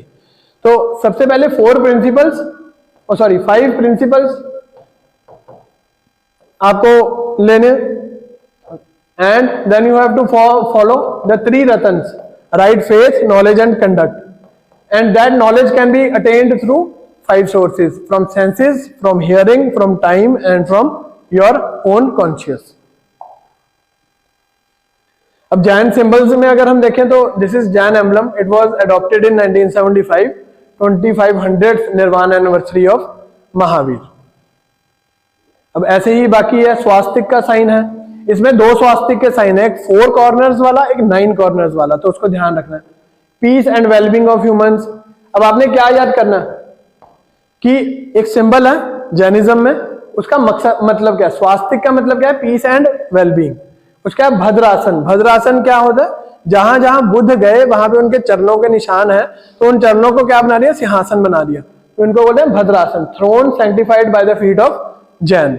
अब ऐसे ही ये सारे आपके आ जाते हैं, ये देख लो, ये लास्ट वाला एक क्लियर है, स्वास्तिक विद। अब ये देखो नंदवर्त, ये वाला 9 एजेस वाला स्वास्तिक है ये, तो इसका अलग रेलिवेंस है। तो ये सारे जो सिंबल्स हैं वो आपको याद करने हैं, एंड इसका कॉरेस्पॉन्डिंग मीनिंग क्या है, सिर्फ इतना 1 लाइनर्स, बस इससे ज्यादा नहीं करना हमने।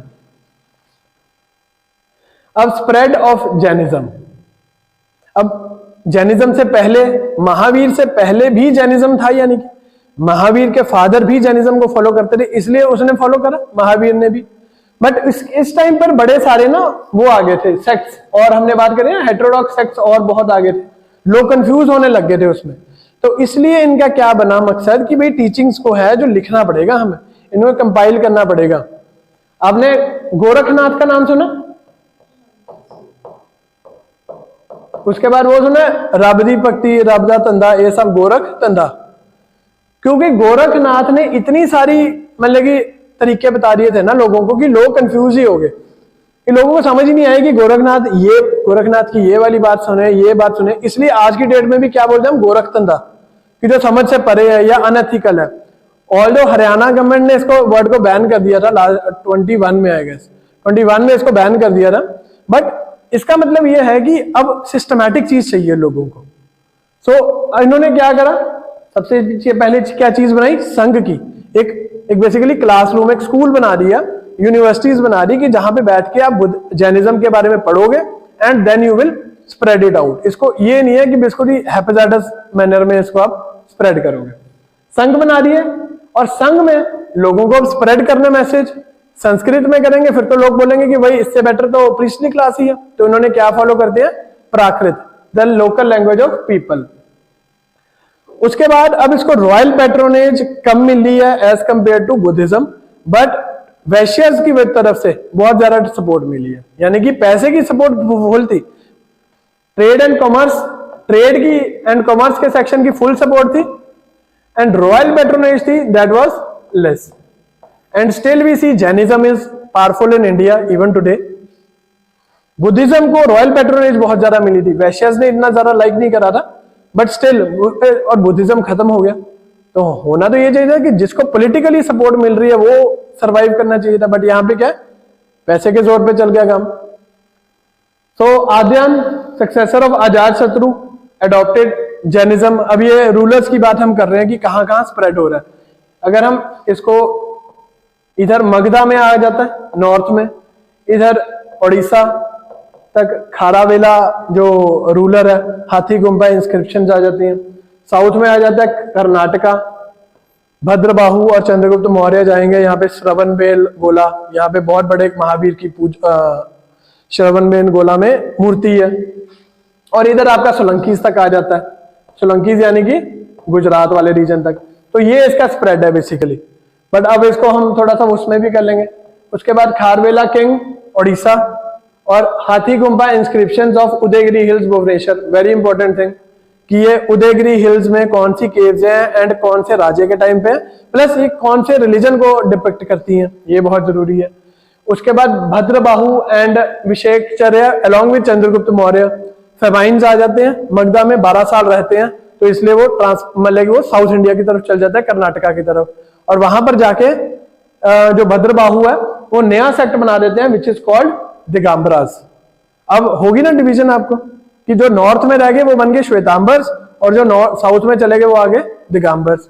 दिगंबर्स कहते हैं कि नहीं, हम महावीर को फॉलो नहीं करते, वी विल फॉलो पार्श्वनाथ जो फर्स्ट थे रूलर, तो उनके हिसाब से। तो उन्होंने क्या बोला कि we should not wear any clothes. Shravanabelagola, ये अभी आपको फोटो दिखाता हूं, महावीर की बहुत महावीर की वहां पे बहुत बड़ी एक फोटो बनी है, next is Gangas, Rashtrakutas, Chalukyas, south में बहुत प्रमोट करा। और अमोघ वर्षा, ये बहुत इंपॉर्टेंट है, he is the ruler and he wrote Ratna Malika, इसको पोर्ट को किंग पोएट भी बोला जाता है अमोघ वर्षा को। और हर्षा एम्पायर के टाइम पे it spread into the eastern India. So basically क्या आप देख रहे हो कि नॉर्थ ईस्ट साउथ वेस्ट सारे में जैनिज्म फैल रहा है। बट यहां पर हमें जो किंग्स की quantity as well as quality, कोई चक्रवर्तीन रूलर ने नहीं इसको सपोर्ट करा जैनिज्म को। चक्रवर्तीन मींस जो पूरे इंडिया का एक सिंगल रूलर हो, उसको किसने सपोर्ट करा? चक्रवर्तीन रूलर्स ने किसको सपोर्ट करा? बुद्धिज्म को। चालुक्य किंग्स कुमारपाल एंड सिद्धराज तरंग मंदिर बनाया है and it is situated here. अब फोटो मैंने आपको एक ही दिखा दी, बट आर्ट एंड आर्किटेक्चर में हम इसको अच्छे से डिफाइन करेंगे, कौन से राजे ने कौन सी बिल्डिंग बनवाई, और उस बिल्डिंग का अगर कोई कैरेक्टरिस्टिक फीचर है तो हम उसको स्टडी करेंगे आर्ट एंड कल्चर में। अभी सिर्फ आर्ट एंड आर्किटेक्चर का मैं ओवरव्यू दूंगा आपको, कि सिर्फ जो बहुत ही मेन चीज है वो बताएंगे। एंड इट इज सेड कि ये सेलोन भी गया, Ceylon is Sri Lanka, and it reach Burma by Kalakacharya. तो ये इसका स्प्रेड है, basically India, Sri Lanka and Burma, यहां पे स्प्रेड हो रहा है Jainism. But it failed to attract masses and Vaishyas, failed to attract masses because royal patronage नहीं मिल रही, बट धीरे धीरे चली जा रहा है।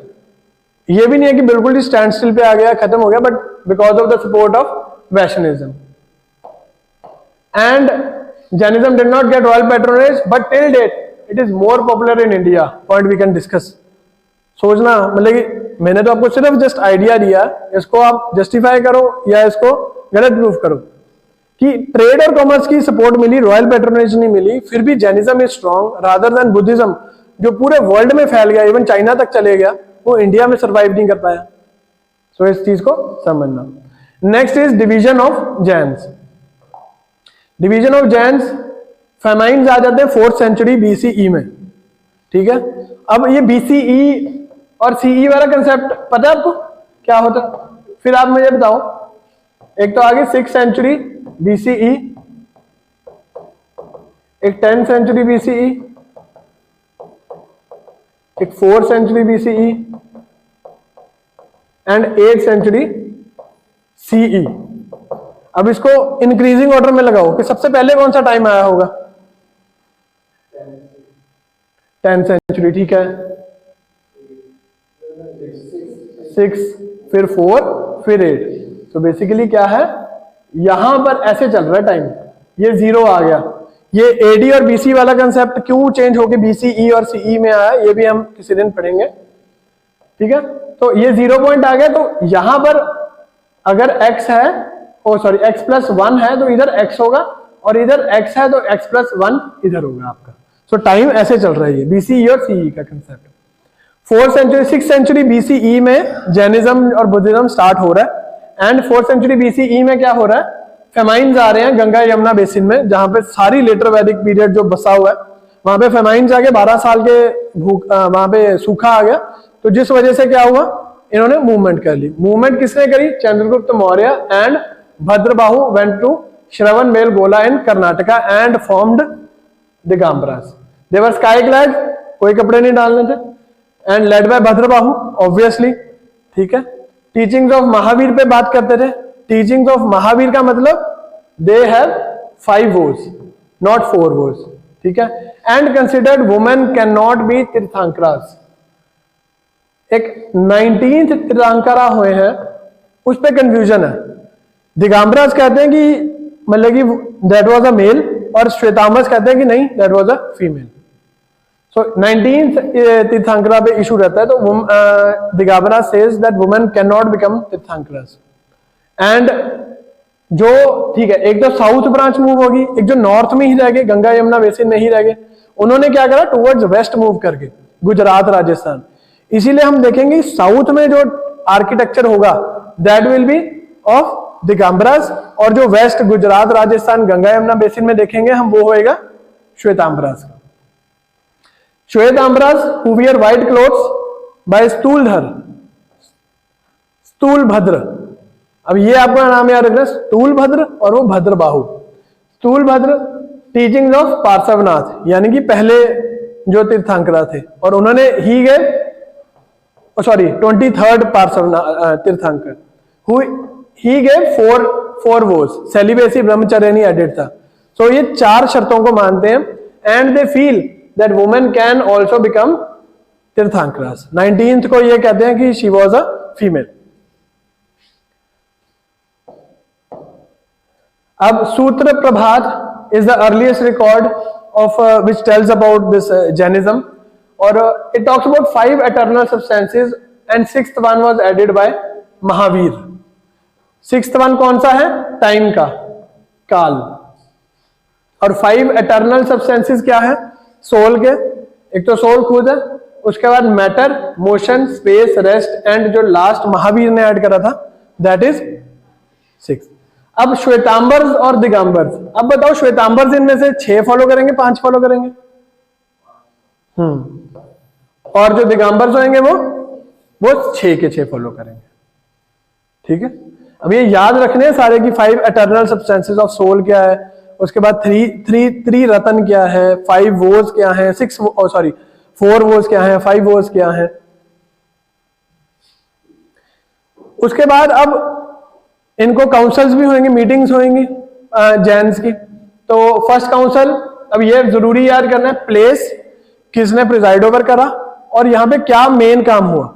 तो सबसे पहली काउंसिल होती है दिगंबरास की, है ना, पाटलिपुत्र में 3rd century BCE में, एंड प्रिसाइडेड बाय स्थूलभद्र। 12 अंग वर कंपाइल्ड ऑफ 14 पूर्वास। 14 पूर्वास क्या थी? श्रुतिस थी। श्रुतिस क्या होती है? जो सुनी सुनाई बात आती है, कि मतलब कि गुरु भगवान इनसे जो सुनी सुनाई बात आती है, जिनका रिटन रिकॉर्ड नहीं है, बस उनको at the end of the day compile किया जाता है। तो उसमें 14 पूर्वास के जो था वो गुम हो गए थे, 23 तीर्थंकरास के वो गुम हो जाते हैं, और उनकी जगह पे क्या बन जाते हैं? 12 Anga, written by early Tirthankaras in Shruti form. Next is second Jain council होती है वल्लभी में in 512 BCE, led by Shvetambaras, and Devardhi इसको लीड करते हैं। अब यहां पर क्या होता है, देखो टाइम बहुत हो गया, अब 3rd century से आते होते 512 CE में आते हैं, बहुत टाइम हो गया।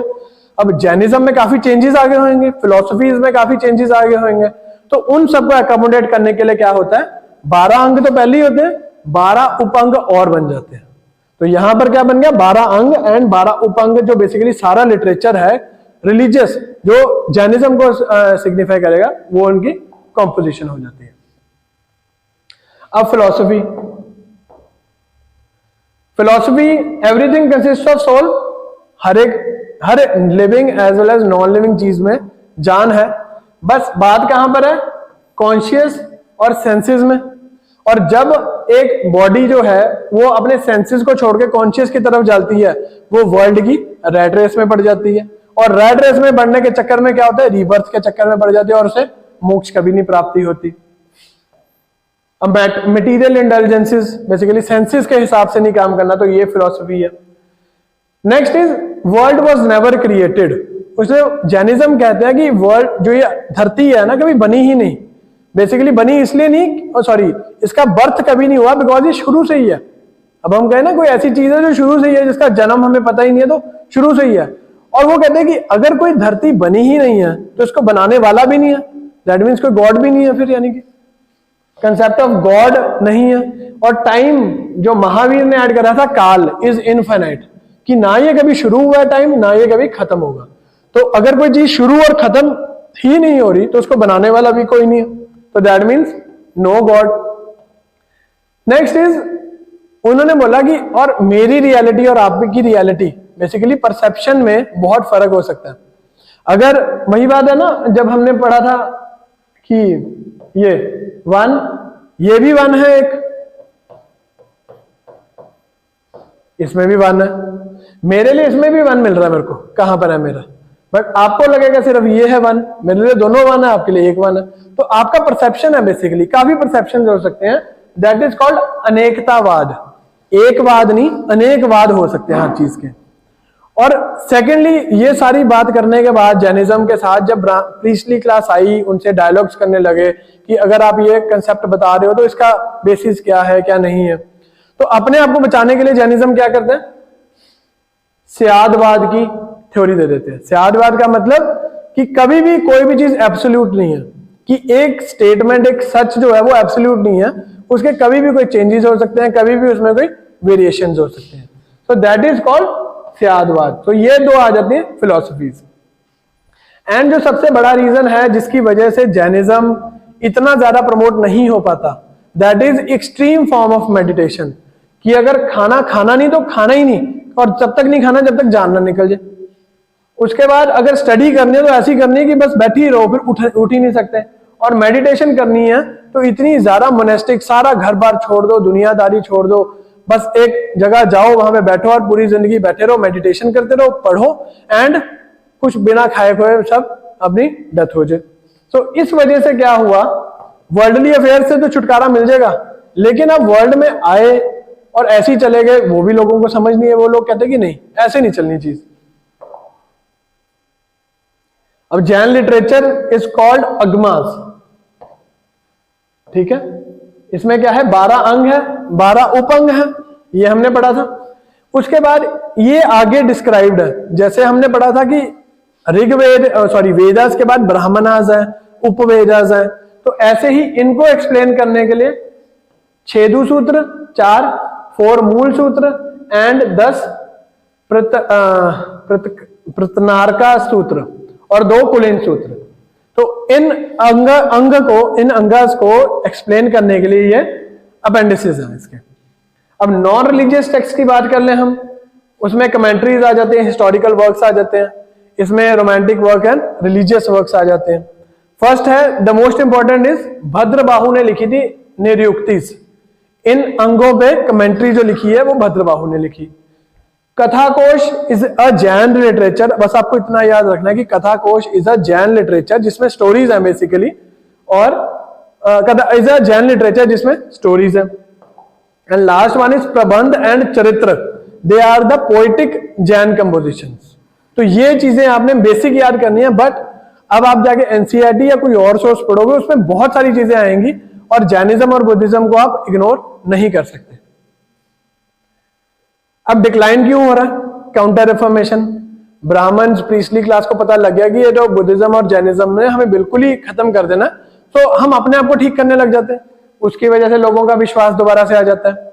जैनिज्म को रॉयल पैट्रोनेज नहीं मिली किसी चक्रवर्ती सम्राट की, किसी ऑल इंडिया रूलर टाइप की इसको रॉयल पैट्रोनेज नहीं मिलती। Next is internal conflicts, Shvetambaras Digambaras वाला इशू आ जाता है। एक्सट्रीम मीन्स, जो मेडिटेशन करनी है, जो जो फास्टिंग करनी है, वो इतने एक्सट्रीम लेवल पे होती है, एक आम इंसान के बस की बात ही नहीं है।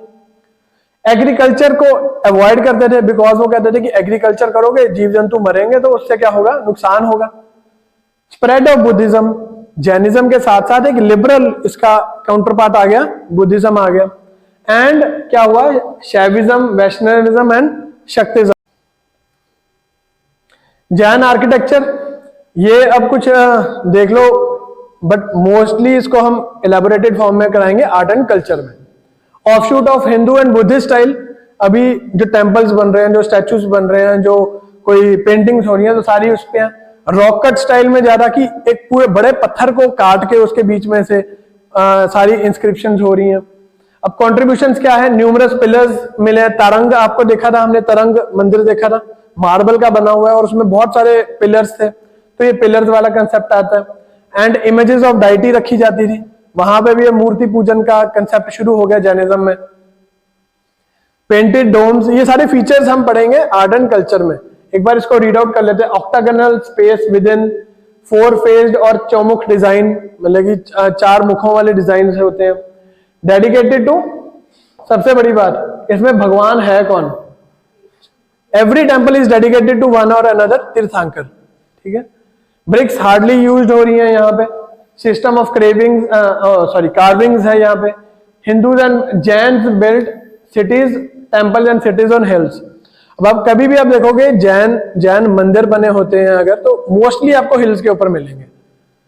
एग्जाम्पल क्या है, Ranakpur temple is built of white marble, जो हमने तरंग टेम्पल पढ़ा था वही सेम चीज है। Totalling 144 in all. Followers famous caves और टाइगर केव्स ऑफ उदयगिरीज, हाथी गुम्बा इंस्क्रिप्शन जहां पे हमें मिले हैं। एंड इंद्र सभा ऑफ इलोरा, यानी कि इलोरा में भी अजंता एलोरा केव्स हम पढ़ते हैं, वहां पर भी हमें इसके जैनिज्म के ट्रेसेस मिलते हैं।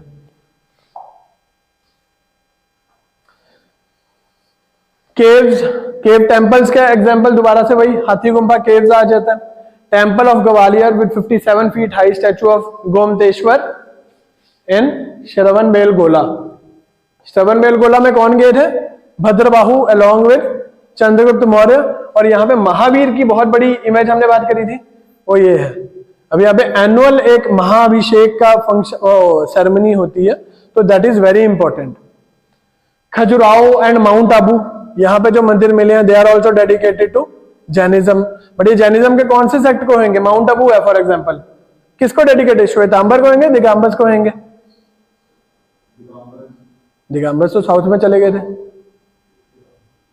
श्वेतांबर्स को। श्वेतांबर्स क्योंकि गंगा यमुना बेसिन में ही रहे and they moved towards waste, यानी कि गुजरात राजस्थान वाली साइड पे। तो ऐसे याद रखना, वो जैनिज्म में भी पूछेगा, सॉरी बुद्धिज्म में से भी पूछेगा कि महायान का होगा कि हिनायान का होगा। तो आपने बस उसकी लोकेशन याद रखनी है कि अगर ये टेम्पल डेडिकेटेड है, अगर ये कुछ टेक्स्ट है, वो किसके डिपिक्ट करेगा। अनलेस एंड अनटिल उसका कोई स्पेशल कैरेक्टरिस्टिक है, तो अभी इस चीज से आप अंदाजा लगा सकते हो कि ये तो इस सेक्ट को डेडिकेटेड होगा। अब हम पढ़ेंगे बुद्धिज्म के बारे में। जैनिज्म हमारा हो गया, जैनिज्म का एक ओवरऑल आपको कंसेप्ट मिल गया। बात मोक्ष की हो रही है, गॉड, सोल, ये वाली सारी चीजों की बात हो रही है। क्यों होनी पड़ेगी वो? क्योंकि अभी अभी वो जस्ट ब्राह्मण जो प्रीस्टली क्लास है उसको चैलेंज करने की कोशिश कर रहा है, तो इसलिए उसको क्लियर स्टैंड लेना पड़ेगा गॉड पे, सोल पे, कर्म पे, मोक्ष पे। बट अब बात करते हैं बुद्धिज्म की। बुद्धिज्म क्यों इतना as a way of philosophy रहते हैं? कारण बताओ। सबसे बड़ा कारण यह है कि जैसे हमने वहां पे तीर्थंकरास की बात करी, हिंदुइज्म में मनु की बात करी, सिखिज्म में आदि ग्रंथ की बात करी, बुद्धिज्म ऐसी कोई बात नहीं करता। बुद्धिज्म कहता है कि अगर एक बुद्धिज्म कोई रिलीजन है तो वो मैं ही स्टार्ट करूंगा। उसने कोई पास्ट के साथ बेसिकली कोई बात नहीं करी। दूसरी बात, कोई गॉड की बात नहीं कर रहे, सोल की बात कर रहे हैं बट उसको अपने हिसाब से टैकल कर रहे हैं, मोक्ष की बात कर रहे हैं वो अपने हिसाब से बात कर रहे हैं। बट ओवरऑल वो कह रहे हैं कि हम भगवान के एज ए कंसेप्ट को बात ही क्यों जाए। अब आप भगवान को याद कब करते हो? पेपर से एक दिन पहले, या फिर घर में कोई प्रॉब्लम हो जाए तब, या हेल्थ खराब हो जाए, या किसी नियर एंड डियर वन के साथ कुछ हो जाए तब भगवान को याद करते हैं। नहीं तो अच्छे टाइम में तो कोई याद करता ही नहीं है। तो दैट मीन्स गॉड के पास हम कब जा रहे हैं? प्रॉब्लम में। और प्रॉब्लम क्यों हुई है? Because of our own actions. तो अगर इस एक्शन को ही हम कंट्रोल कर लें, अगर हम एक्शन को ही कंट्रोल कर लेते हैं तो प्रॉब्लम भी कंट्रोल हो सकती है और गॉड की जरूरत ही नहीं फिर तो हमें। सो सेम वे वो कहते हैं प्रैक्टिकली बात करो। अब अगर आपको मोक्ष चाहिए, चलो दे दिया मोक्ष, चाहिए क्यों? कि हमें तो दुख बहुत है। दुख किस कारण है? हमारी इच्छाएं बहुत है। इच्छाओं को जब पूरा करने जाते हैं तो कई बार सही काम हो जाता है, कई बार गलत काम हो जाता है। सही काम हो गया, ठीक है, अच्छा रिजल्ट मिल गया। गलत काम हो गया, प्रॉब्लम आ गई, फिर भगवान के पास भागे कि नहीं आज बचा लो, बस आगे से नहीं करते। चाहे तीसरे दिन हम फिर वही सेम चीज रिपीट कर देते हैं। तो बुद्धिज्म ने ये एक्शन और प्रॉब्लम इसको चीज को पकड़ा। वो कहता है ये बाकी सारी चीजें हैं सेकेंडरी, हम अपने आप को ठीक कर लो, बाकी सब ठीक हो जाएगा। तो बुद्धिज्म में वही बात करेंगे। Gautam Buddha born in 563 BCE, still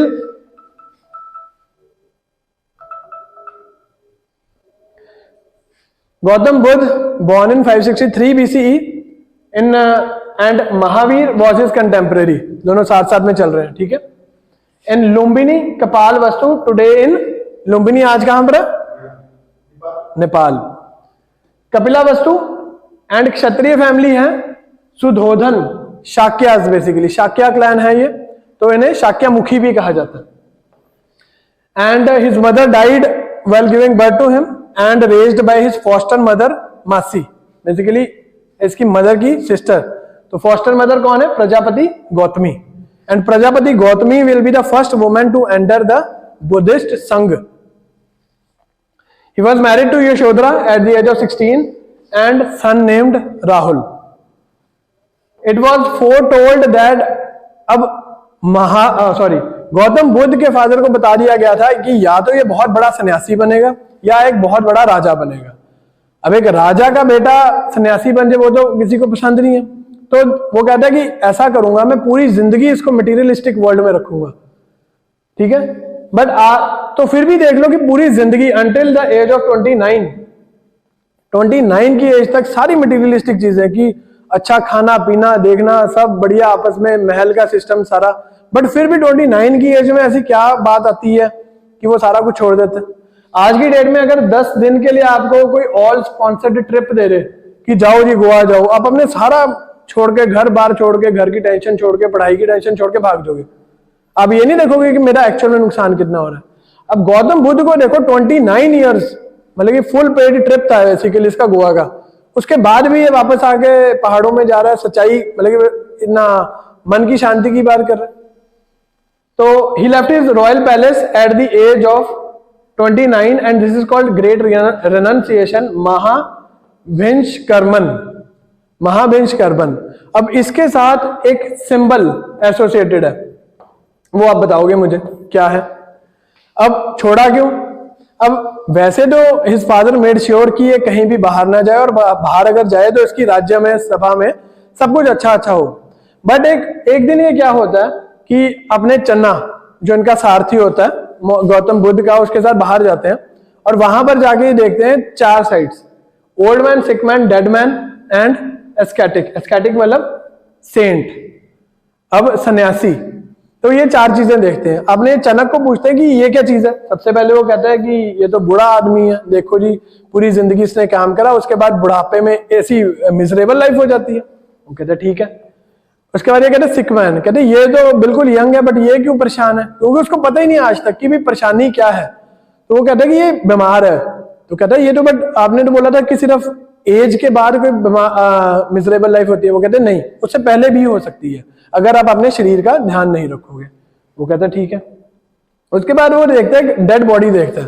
वो कहता है ये क्या, ये उसको चन्ना बताता है कि it is a dead body, कि जब एंड में ये हो जाना है। कहते हैं इसका मतलब कि जो पूरी दुनिया जिंदगी हमने करा उसका कोई मतलब ही नहीं है, तो अगर एंड में मरना ही है तो लाइफ का मतलब ही नहीं है कुछ।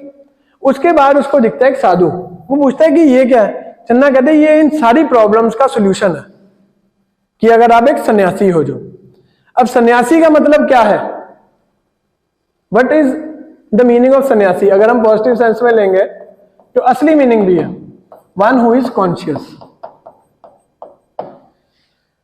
जिसको पता है कि वो क्या कर रहा है।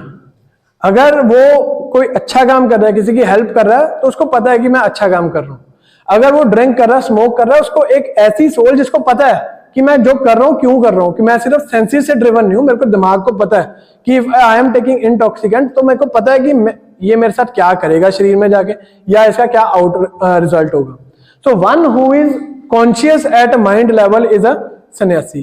तो गौतम बुद्ध कहते हैं कि फिर तो ठीक है, फिर अगर मेरी लाइफ भी ऐसी होगी, कहते हैं हाँ तुझे भी कभी ना कभी तू भी बूढ़ा होगा, कभी ना कभी तुझे भी बीमारी होगी और कभी ना कभी तू भी मरेगा, और इसका सोल्यूशन है ये। तो वो कहता है कि क्यों ना मैं इसको आज ही फॉलो कर लूं। So hence he leaves everything behind and wanders in jungle for 7 years। अब 7 साल जंगल में जब मूवमेंट हो रही है तो क्या हो रहा है, और भी बड़े सारे लोग हैं जो सच्चाई की तलाश में निकले हुए हैं, यानी कि टीचर्स मिलेंगे इसको बहुत सारे। अलारा कलमा मिलता है, उडाका, रामापुता मिलते हैं जो खुद सच्चाई की उसमें होते हैं सर्च में। गौतम बुद्ध क्या करते हैं, उनके साथ एसोसिएटेड होते हैं थोड़ी देर के लिए, बट उनके तरीके, तौर तरीके उनको समझ नहीं आते। उसके बाद ही ऑल्सो फॉलोड जैन ट्रेडिशन, कि जैन की तरह एक्सट्रीम लेवल में मेडिटेशन, एक्सट्रीम लेवल में फास्टिंग वगैरह करके देखो। वो कहते हैं कुछ नहीं है, शरीर खराब हो रहा है। तो एंड में वो क्या कहते हैं, बात है ये है सेंसेस, ये है कॉन्शियस। अब जैन क्या कहते हैं, सेंसेस के साथ रहने के लिए एक्सट्रीम लेवल पे सब कुछ कर लो, और कॉन्शियस के साथ नहीं रहना, तो ये तो he follows a middle path. वो कहते हैं कि एक मिडल पाथ को हम फॉलो करेंगे, एंड मिडल पाथ क्या बने, अष्टमांगिक। 8 तरीके हैं एक अष्टमांगिक रास्ते, मध्यम मार्ग को जीने के लिए। Hence he finds out a middle solution कि एक्सट्रीम में कुछ नहीं करना, एक्सट्रीम में हमने सेंसेस के साथ भी नहीं रहना, यानी कि एक्सट्रीम में मेडिटेशन भी नहीं करनी और एक्सट्रीम में वर्ल्डली अफेयर्स के साथ भी एसोसिएटेड नहीं होना। एनलाइटनमेंट कब हुई? निरंजन रिवर में he took a bath under peepal tree, Bodh Gaya, received enlightenment and came to be known as Tathagat, one who knows the truth. And this Bodhi tree was cut, chopped by, जब Buddhism का decline शुरू होने लगा, royal patronage मिलनी तो क्या थी, उल्टा एंटी हो गए लोग इनके। And this Bodhi tree was cut by Shashank, एक नाम का रूलर है, Shashank is said to cut this Bodhi tree. अब आप ये देखोगे कौन से टाइम की बात कर रहा हूं मैं, कौन से कहां का रूलर है ये Shashanka. Even Pushyamitra Shunga was against Buddhism. He delivered, ठीक है, एनलाइटनमेंट आ गई यहां पर। He delivered his first sermon at Isipatana deer park, Sarnath. Sarnath में सबसे पहला मिलता है। एंड दिस इज कॉल्ड धर्म चक्र परिवर्तन एंड क्रिएटेड हिज संघ। अब इसके साथ भी, एनलाइटनमेंट के साथ भी सिंबल्स एसोसिएटेड है, वो आप ढूंढोगे कौन से हैं। Kings like Prasenajit, Kosala, Bimbisara and Ajatashatru, उन्होंने बुद्धिज्म को अपनाया ही नहीं, रादर उसके डिसाइपल भी बन गए एंड स्टेट रिलीजन उसको डिक्लेयर कर दिया। He attained Mahaparinirvana. Mahaparinirvana means he dies. इसके साथ भी एक सिंबल एसोसिएटेड है, वो भी आप देखोगे। In Kushinagar in 483 BCE at the age of 80। ना ईयर याद करना, आइडिया होना चाहिए कि 5th सेंचुरी है, 6th सेंचुरी है,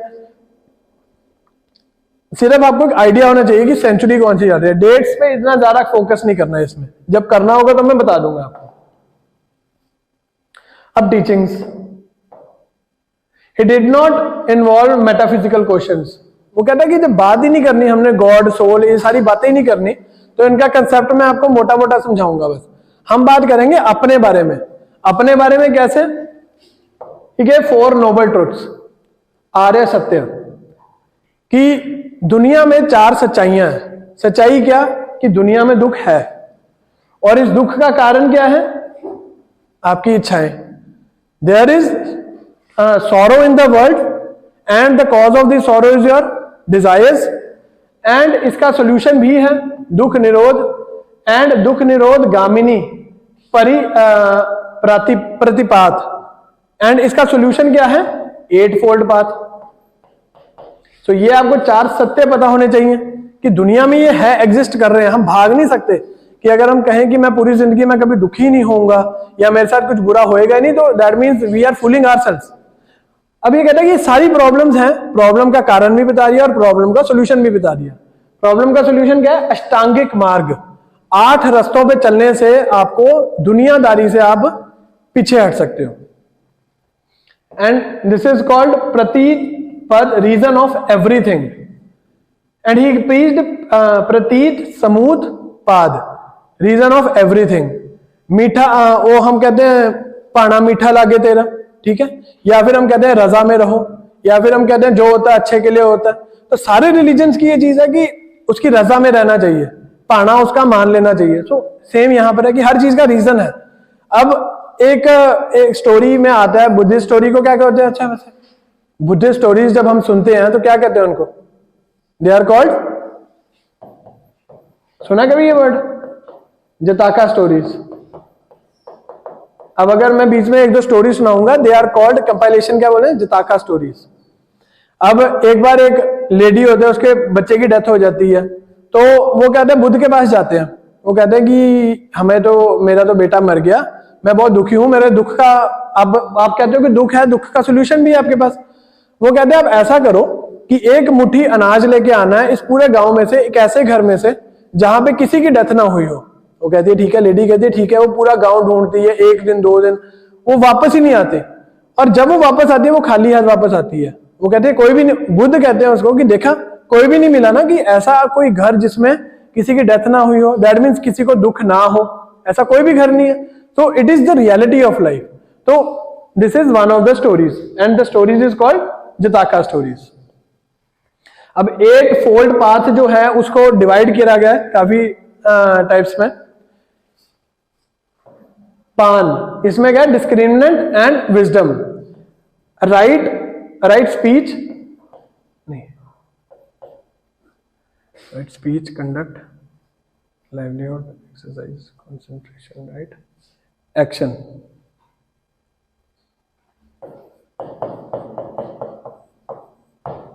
राइट एक्शन, तो सबसे पहले हमें एक राइट एक्शन करना है, उसके बाद राइट अच्छे तरीके से सोचना, राइट स्पीच सही बोलना, right to conduct actions, it involves abstaining from intoxications. अब इंटॉक्सिकेशन से हर रिलीजन क्यों मना करता है?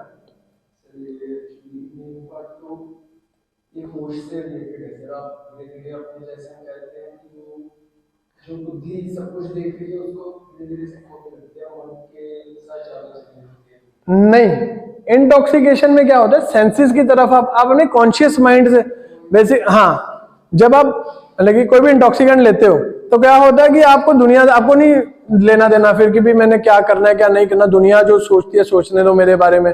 तभी हम देखते हैं कि बड़े अग्रेसिव हो जाते हैं लोग, मतलब कि ऐसे डांस करना है तो डांस ऐसे करना है, ठीक है, अगर किसी के साथ कोई बोलने लग गए तो बोलने लगे। इंटॉक्सिकेशन करने के बाद उनको नहीं लेना देना दुनियादारी से, क्या है, क्या उन्होंने कपड़े डाले हुए हैं, कौन सी गाड़ी में आ रहे हैं, जा रहे हैं, पैदल ही चलने लग जाएंगे। सो बेसिकली क्या है, वो अपनी सेंसेस के हिसाब से चलने लग जाते हैं। और कॉन्शियस माइंड कि अगर वैसे मैं पार्टी में होऊंगा गया होऊंगा तो, और मैंने नहीं कोई ड्रिंक वगैरह ली होती तो मैं बड़े आराम से सबसे हाय हेलो करूंगा।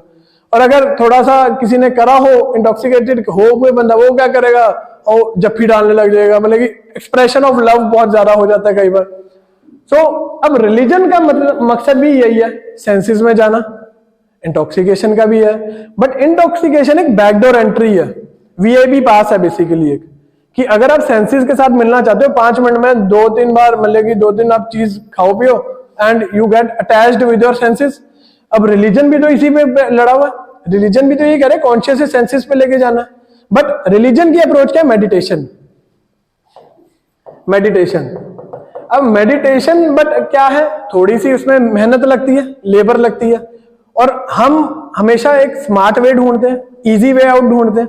तो इसलिए क्या होता है, रिलीजन जो है वो कहता है मेडिटेशन करने से ही आप सेंसेस के साथ अटैच हो पाओगे, but a group of section of society वो कहता है कि नहीं, क्या 10 साल मेहनत करनी, 10 साल मेडिटेशन करके एनलाइटनमेंट मिलनी। कभी अगर करते हैं तो सोचने बड़ा लग जाते हैं हम कि मैं लाइफ के साथ ऐसा करूंगा वैसा करूंगा। आफ्टर इन इंटॉक्सिकेटेड स्टेज बहुत अच्छा सोचते हैं हम लाइफ में कि कल से मैं ये करूंगा, अच्छा काम करूंगा, बट सुबह उठ के हम दोबारा से वही वर्ल्डली अफेयर्स में हो जाते हैं। सो मेडिटेशन भी यही कहती है कि आप एक ठंडे दिमाग से सोचो, सब दुनियादारी के प्रोज एंड कॉन्स भूल के आप सिर्फ एक अच्छी लाइफ के लिए सोचो। तो इसलिए क्या है, मेडिटेशन को प्रमोट करने के लिए every religion is against intoxications. Next is right exercise, right mindfulness and right concentration. So ये अगर 8 पाथ है, अष्टांगिक मार्ग अगर आप फॉलो कर लेते हो, देन यू कैन हैव मोक्ष। अब salvation irrespective of your social position. Social position का मतलब कुछ हद तक वर्ण सिस्टम पे अटैक कर दिया कि चाहे शूद्र हो, चाहे विमेन हो, चाहे क्षत्रिय वैश्य को चलो पहले ही अलाउड है, ब्राह्मण्स भी बनाना चाहे। एंड सेम बात, कर्म जो है वो आपके पास्ट एक्शंस के कारण है, बट पास्ट एक्शंस कौन से, इसी जन्म के। And end of suffering by end of desires and getting out of the cycle of rebirth. अब उन्होंने बोला कि आप ये बात कर रहे हो कि रीबर्थ हो रहा है और उधर से आप कह रहे हो कि सोल भी नहीं है। तो उन्होंने बोला कि जो एक बॉडी है ना वो 5 एलिमेंट्स की बनी होती है, और एक बार वो बॉडी खत्म, वो एलिमेंट्स भी खत्म, वो सारे एलिमेंट्स दोबारा जुड़ेंगे और एक नई बॉडी बना देंगे। एंड इट इज प्रोबेबिलिटी कि वही सेम एलिमेंट्स दोबारा कंबाइन कर जाए। तो इस वे में रीबर्थ को उन्होंने इंटरप्रेट करा। अब इसमें क्या हुआ था, एक मनेंद्र, एक इंडो ग्रीक किंग है, मिलिंदा पन्नो, उनकी बुक भी आई है, नागासेन एक बुद्धिस्ट मॉन्क है। वो कहते हैं कि सोल की बात आप कर रहे हो, समझा तो पा नहीं रहे हो। मनेंद्र जो थे, मिलिंदा पन्नो, वो कहते हैं कि इस चीज को बताओ कि सोल क्या चीज है, ये क्या है। मनेंद्र जो किंग होते हैं उसको कहते हैं हम चैरियट से उतर जाओ। वो कहते हैं ठीक है, उतर गए। वो कहते हैं इसके पहिए अलग कर दो। वो कहते हैं ठीक है। उसके बाद मतलब कि उसको बिल्कुल डीअसेंबल सा कर देते हैं। हर एक पार्ट उसका अलग अलग कर देते हैं। उसके बाद बोलते हैं कि बताओ ये क्या चीज, वो ये कहते हैं ये चैरियट के वो है पहिए हैं, ये चैरियट की रस्सी है, ये चैरियट का ध्वज है, ये वो कहते हैं चैरियट कहाँ पे है। तो बेसिकली एक आत्मा परमात्मा वाली जो चीज है कि अगर हर एक चीज में उसी में सोल है, उसी में परमात्मा है, और ये जो रीबर्थ और गॉड वाला कंसेप्ट है इसका कुछ मतलब है नहीं। बेसिकली क्या है, हम हर एक में हम हमारे खुद के अंदर भगवान है, उसी को ढूंढना है हमने। दैट मीन्स हमारे माइंड के साथ ही कनेक्ट करना है। अगर अभी इस चीज को मैं दोबारा से जोड़ दूं, दोबारा से रथ बन जाएगा। अब इस रथ के सारे पीसेस को अलग अलग रखा हुआ है, ये रथ का पहिया, ये उसका ध्वज है, उसकी रस्सी है, बट है तो सारे रथ के ना। तो that means god and soul ऐसे रिलेटेड है, इनडायरेक्ट रिलेशन सा बनाया हुआ है, just to state this. And Menander ने इस वजह से ही also followed the Buddhist order and he is known for his wit and wisdom.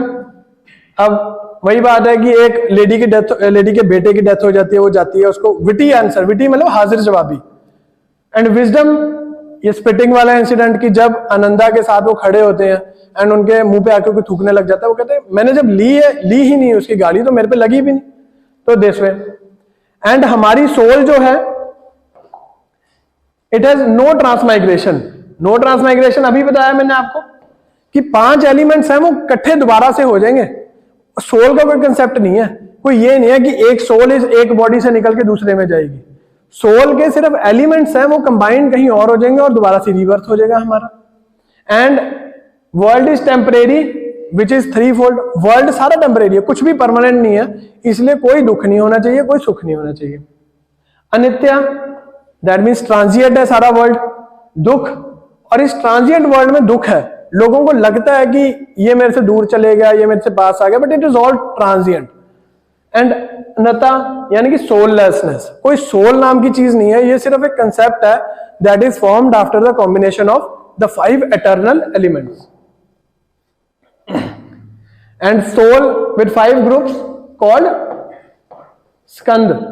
ठीक है, सबसे पहले क्या, rupa physical form, vedana feeling, samjna perception, samskara reaction, vijnana consciousness. तो ये 5 एलिमेंट्स हैं बेसिकली। ये जब मर्जी दोबारा से असेंबल हो जाएंगे, नई बॉडी बना देंगे, नई सोल बना देंगे और नया एक इंडिविजुअल क्रिएट कर देंगे। तो इसलिए कुछ भी एटर्नल नहीं है, कुछ भी चीज स्टार्ट नहीं हुई एंड नहीं हुई, वही इनफाइनाइट लूप की बात कर रहे हैं। And these groups are found once again the body finishes. So in this way transmigration की बात हो रही है। अब ऑर्गेनाइजेशन, अब इतना बड़ा संघ बना लिया, रिलीजन बना लिया, उसको ऑर्गेनाइज भी करना। तो सेम बात है, स्कूल बने, यूनिवर्सिटीज बनी, जिनको क्या कहा गया, संघ। और संघ में कौन है, 2 लोग हैं, एक है मॉन्क्स और एक है उपासक्स। मॉन्क्स कौन लोग हैं, जो प्रॉपर संघ में जा रहे हैं, अपना अपना हेड जो है वो शेव कर रहे हैं और येलो कलर के क्लॉथ्स डाल रहे हैं, वो बन जाते हैं मॉन्क्स। वो क्या करते हैं, वो लेबर करते हैं, घर घर जाते हैं, भिक्षा लेते हैं और बुद्धिज्म को प्रमोट करते हैं।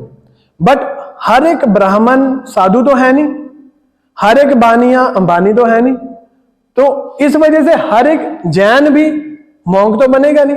तो जो लोग दुनियादारी में रह के बुद्धिज्म के प्रिंसिपल्स को फॉलो करके एक लाइफ जीने की कोशिश करेंगे, उनको क्या बोलेंगे, उपासक। मॉन्क्स, भिक्षुक्स एंड शर्मन्स इन दोनों में काउंट होते हैं। शर्मन्स कौन होते थे, जो संघ में रह के ही लेबर करते थे, संघ के सारे काम करने और उसके बाद बुद्धिज्म को फॉलो करना। एंड भिक्षुक कौन, जो जगह जगह जाके भिक्षा इकट्ठी करके बुद्धिज्म को स्प्रेड कर रहे हैं, वो लोग हैं। उपासक कौन लोग हैं, जो वर्ल्डली अफेयर्स में रह रहे हैं but triratna, right, faith, conduct and knowledge, वो वाली उसको फॉलो कर रहे हैं थ्रू अष्टमांगिक मार्ग से। आफ्टर डेथ ऑफ बुद्धा, अब डेथ ऑफ बुद्धा के बाद क्या हुआ, उन लोगों ने बोला कि यार अब बुद्धा की होगी डेथ, अब उसकी टीचिंग्स को आगे बढ़ाना, तो हम क्या करेंगे, हर 100 साल के बाद मिलेंगे हम। जैसे जैन की 2 काउंसिल्स हुई, बुद्धिज्म में आज तक 6 हुई हैं, बट उनमें से सिर्फ 4 को रिकॉग्निशन मिली है, पहली 4 को, तो हम 4 ही पढ़ेंगे। बट संघ को कौन नहीं एक्सेप्ट कर पा रहा, जो डेट के अंडर है। अब डेट के अंडर वाले लोग क्यों नहीं आ सकते, जिन्होंने कर्ज देना है किसी का, क्यों नहीं आ सकते संघ में, क्योंकि Buddhism is Vysya sponsored religion, और वैश्यज कौन है? Traders and commerce. Trade and commerce कौन कर रहा है? जो मनी लेंडिंग कर रहे हैं, यानी कि जो इधर उधारी जिनकी चल रही है उधर वैश्यज की तरफ, या किसी से मनी लेंडिंग ली हुई है, उसको पैसे नहीं वापस कर पा रहे, एक तो उसको संघ में एंट्री नहीं है। एक किंग की जो सर्विस में है या आर्मी में है वो नहीं एंट्री कर सकते। क्यों? क्योंकि अहिंसा का कंसेप्ट फॉलो करना पड़े, नहीं हो सकता, क्योंकि उन्हें कभी ना कभी तो हिंसा फॉलो, वायलेंस फॉलो करनी पड़ेगी रूल को फॉलो करने के लिए। Thieves obviously can not join the संघ, क्योंकि वो किस पे अटैक हो रहा है? वो ट्रेड एंड कॉमर्स मार्केट पे इफेक्ट कर रहा है, इसलिए जो चीज मार्केट पे इफेक्ट कर रही है उसको संघ में एंट्री नहीं है, तो संघ को एंट्री नहीं कर सकते। और जो करते हैं they will have to wear the yellow clothes and shave off their head and take, मतलब कसम खानी पड़ेगी कि हम जो त्रिरत्न है, फेथ, कंडक्ट, नॉलेज वाली, इनको फॉलो करेंगे। अब मोनेस्ट्रीज बन गई, चैत्य और विहार, ये आ गए। अब एक जगह पर काफी लोग आके रहने लग गए, तो उनके रहने का इंतजाम भी करना है, उनके खाने पीने का भी इंतजाम करना है, और उनकी वर्शिप का भी इंतजाम करना है। तो क्या बनते हैं मोनेस्ट्रीज में? Chaitya. Chaityas are prayer halls and viharas are resting place. अब ये यूपीएससी का क्वेश्चन है इंटरनली की भी, ये जो टर्म्स की बात कर रहे हैं ना हम, ये जो सारी आज तक शर्मन, उपासक, भिक्षुक, भिक्षुनीज, भिकुनीज, बेसिकली भिकुनीज जो होती है लेडीज भिक्षुक होती हैं, और सबसे पहली कौन थी इसकी? फॉस्टर मदर, गौतम बुद्ध की फॉस्टर मदर प्रजापति गौतमी।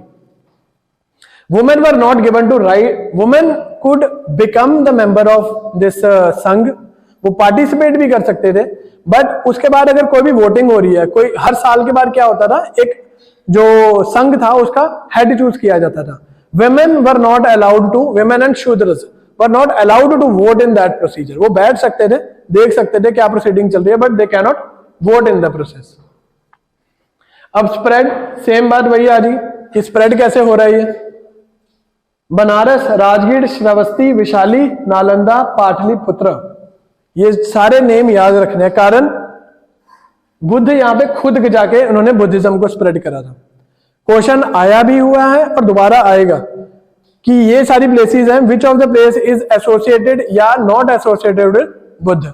अब वो कोई उनके लाइफ से भी हो सकते हैं, बर्थ, एनलाइटनमेंट, डेथ से भी हो सकते हैं, या ये जगह है जहां पे वो खुद जाके उन्होंने प्रीच करा। So these places are very important. और बाकी जो है उसमें जैसे मगध, कोसा एंड कोसंबी, उन्होंने तो स्टेट रिलीजन ही डिक्लेयर कर दिया इसको। और अशोका ने बाद में इसको अशोक का, मतलब कि जो बुद्ध का संघ, बुद्ध का धर्म था, बुद्ध की जो पॉलिसीज थी उसको अशोक धर्म की तरफ लेके गया और उसको फॉलो करा। वही कलिंग वॉर वाला सारा इशू स्टोरी आ जाती है। After 200 years of death of Buddha, Ashoka embraced it and spread it to foreign lands. इसने हमने खुद के बच्चे सेलोन यानी कि श्रीलंका भेजे, चाइना भेजे, उधर कुशान गंधार स्कूल, उधर से कुशान जब नॉर्थ से आए, उनका इम्पैक्ट था, उनका मतलब कि उनका आर्ट में इतना था कि वो स्कल्पचर्स बनाते थे। तो जब उन्होंने देखा कि बुद्धिज्म यहाँ पे बड़ा अच्छा स्प्रेड हुआ, तो गंधारा स्कूल ऑफ आर्ट में इसलिए हमें बड़े बुद्धिस्ट इंस्क्रिप्शन स्टैच्यूज मिलते हैं। तो ग्रीक्स और कुशान्स ने भी इसको बड़ा करा and it appealed to non Vedic areas.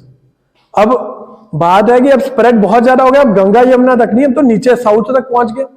अब जहां पे वैदिक कल्चर नहीं है बुद्धिज्म, वहां पे गए क्योंकि हमारा रिलीजन अडॉप्ट करो, हम लिबरल है, नहीं तो कल को वैदिक आ जाएंगे और वैदिक प्रैक्टिसेस आपसे फॉलो नहीं हो पाएंगे।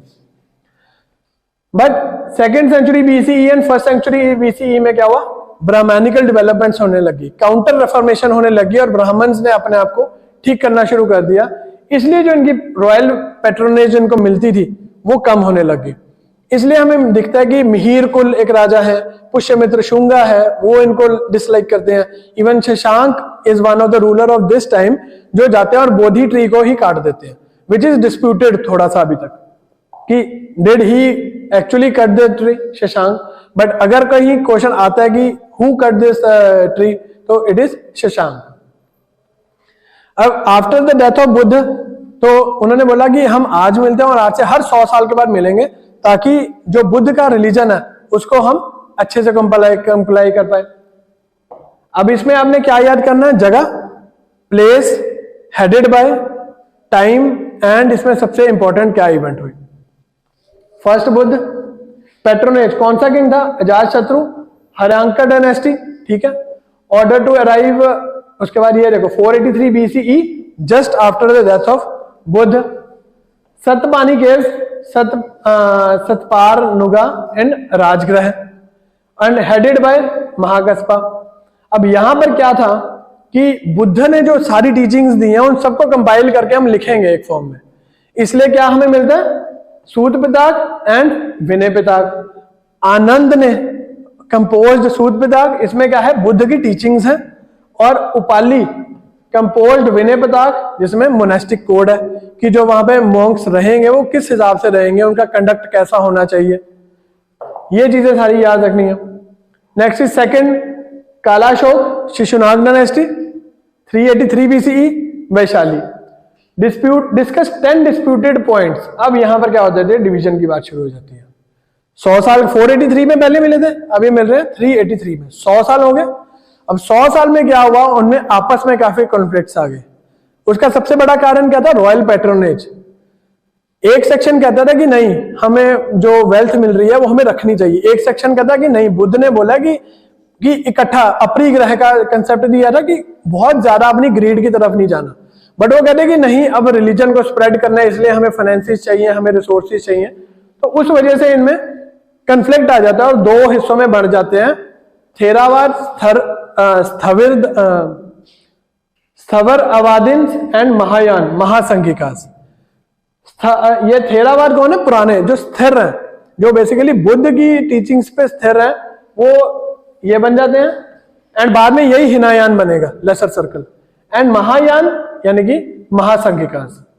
थेरा मीन्स एल्डर, और बुद्धिस्ट ने कौन सी लैंग्वेज फॉलो करी? पाली ने, पाली लैंग्वेज। और जैन्स ने कौन सी फॉलो करे थे? प्राकृत। ये चीज को याद रखना है आपने, ठीक है। तो महासंघिकास जो थे वो कहते कि नहीं, अब लिबरल इसमें चेंजेस लेके आओ। अब काफी 100 साल निकल गए, अब बुद्धिज्म को टाइम के साथ चेंज होना पड़ेगा। बट जो एल्डर्स थे, महासंघिक स्थविरवादिन्स थे, वो कहते कि नहीं, जो ओरिजिनल बुद्ध बोल के गए हैं सिर्फ हम उसको ही फॉलो करेंगे। तो यहां से डिवीजन आपको शुरू होती दिखेगी। अब थर्ड काउंसिल में क्या हुआ? अशोक के अंडर हुई, मौर्यन डायनेस्टी में। 250 वही अप्रोक्सीमेटली अलग अगले 100 साल के बाद मिले। पाटलिपुत्र में Moggaliputta Tissa, to purify the Buddhism and corruption in Sangha. अब 200 साल निकल गए बुद्ध की डेथ को। अब इसके बाद क्या हो रहा है? संघ जो बना हुआ है उसमें करप्ट प्रैक्टिसेस फॉलो होने लगी। तो और इसका फायदा उठा के अशोक, बेसिकली अब क्या है, अशोक अपने धम्म को फॉलो कराना चाहते हैं, which is a little bit different from Buddha का धम्म। तो इसलिए क्या होता है, यहां पर ये कॉम्पोजिशन किसकी करते हैं? अभिधम्म पताका। उसमें क्या होता है कि जो विनय पिताक और सूत पिताक अभी तक लिखी गई है, उन दोनों को कंपाइल करके उस पर कमेंट्रीज लिख दी जाती है, यानी कि उसकी नई इंटरप्रिटेशन हो चुकी है। और ये तीनों मिलकर क्या बना देते हैं? त्रिपिटकास। ये स्पेलिंग देख लेना, त्रिपिटकास, त्रिपिटकास, यानी कि त्रिपिटकास की कंपाइलेशन पूरी हो जाती है। अब बुद्धिस्ट मिशनरीज अलग अलग देशों में जा रहे हैं, एंड जो अशोक है वो बुद्धिज्म कौन सा फॉलो कर रहे हैं? हिनायान का, lesser circle. Fourth Buddhist council 1st century AD, यानी कि 72 एडी में हो रहा है। King Kanishka, Kushana dynasty in Kashmir, Vasumitra and अश्वघोष प्रिसाइड इट। और यहां पर Abhidhamma text were translated from Prakrit and Prakrit to Sanskrit. अब क्या हुआ, इतनी ज्यादा इसमें संस्कृताइजेशन हो गई, ब्राह्मणिज्म इतना ज्यादा स्ट्रांग होने लग गया।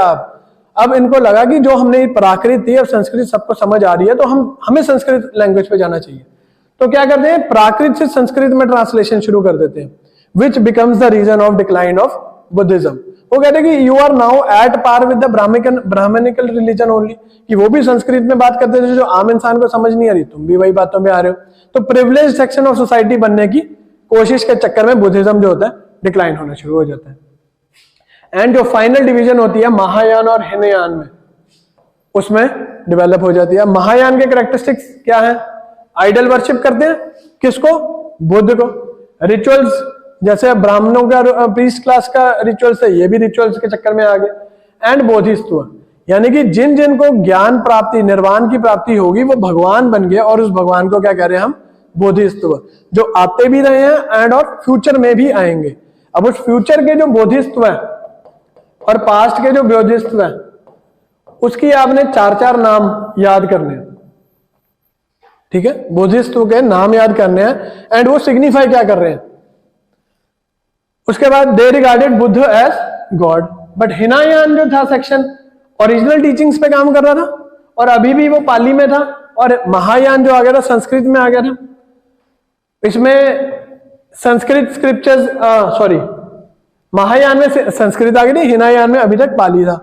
ये बुद्ध को एज ए आइडिया वर्शिप करते थे, ना कि उनकी आइडल वर्शिप करते थे। और सबसे बड़ा महायान और हिनायान, ग्रेटर व्हीकल और लेसर व्हीकल। हिनायान कहते थे कि जो एक्चुअल में बुद्ध ने कहा था कि किसी की भी आपको जरूरत नहीं टू अटेन मोक्ष, बट हिनायान ने क्या बोला? Greater vehicle. ग्रेटर व्हीकल मतलब एक ऐसा व्हीकल जिसमें ज्यादा लोग चढ़ सकते हैं टू अटेन मोक्ष, एंड बट उस व्हीकल को चलाएगा कौन? हिनायान। तो बेसिकली वही बात आ गई कि लोगों को बताया कि अगर आपको मोक्ष चाहिए तो आपको हमारे थ्रू, हमारे हिसाब से चलना पड़ेगा। अब बुद्धिस्ट टेक्स्ट में आ रहे हैं हम। त्रिपिटकास वही तीनों आगे, विनय पिटक, सूत पिटक और Abhidhamma Pitaka. Written in Pali language, Sutta, Vinaya and Abhidhamma. उसके बाद धर्मपाद एक सूत पिटक का पाठ है। इसमें अब हमने इसमें क्या याद करना है कि टेक्स्ट के नाम याद रखने हैं आपको, और उसको ये याद रखना है कि इसका रेलेवेंस जैनिज्म के साथ है कि बुद्धिज्म के साथ है।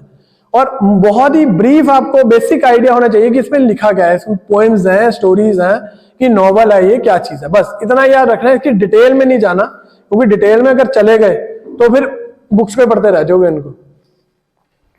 मिलिंदपान वही मनेन्द्र और नागासेन के बीच में जो बातें हुई रथ वाली कि बताओ मुझे सोल का बताओ, गॉड का बताओ, समझाओ, जिसकी वजह से नागासेन से इतना इंप्रेस हुआ मनेन्द्र, तो ही टुक, वो खुद बुद्ध बन गए।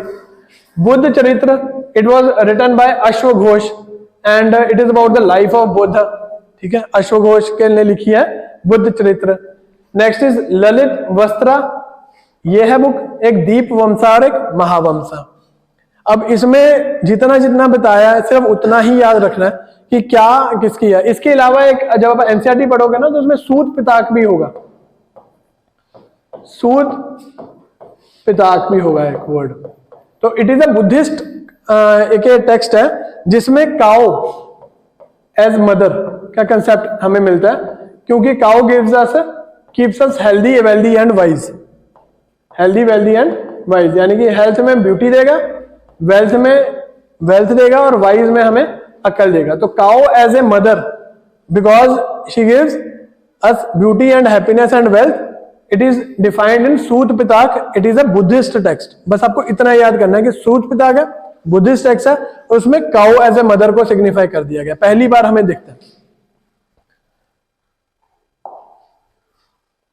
अब कॉजेज ऑफ डिक्लाइन, सेम बात, 12th सेंचुरी आने तक खत्म हो गया। उसका सबसे बड़ा कारण क्या था कि अब मनी इकोनॉमी खत्म हो रही थी।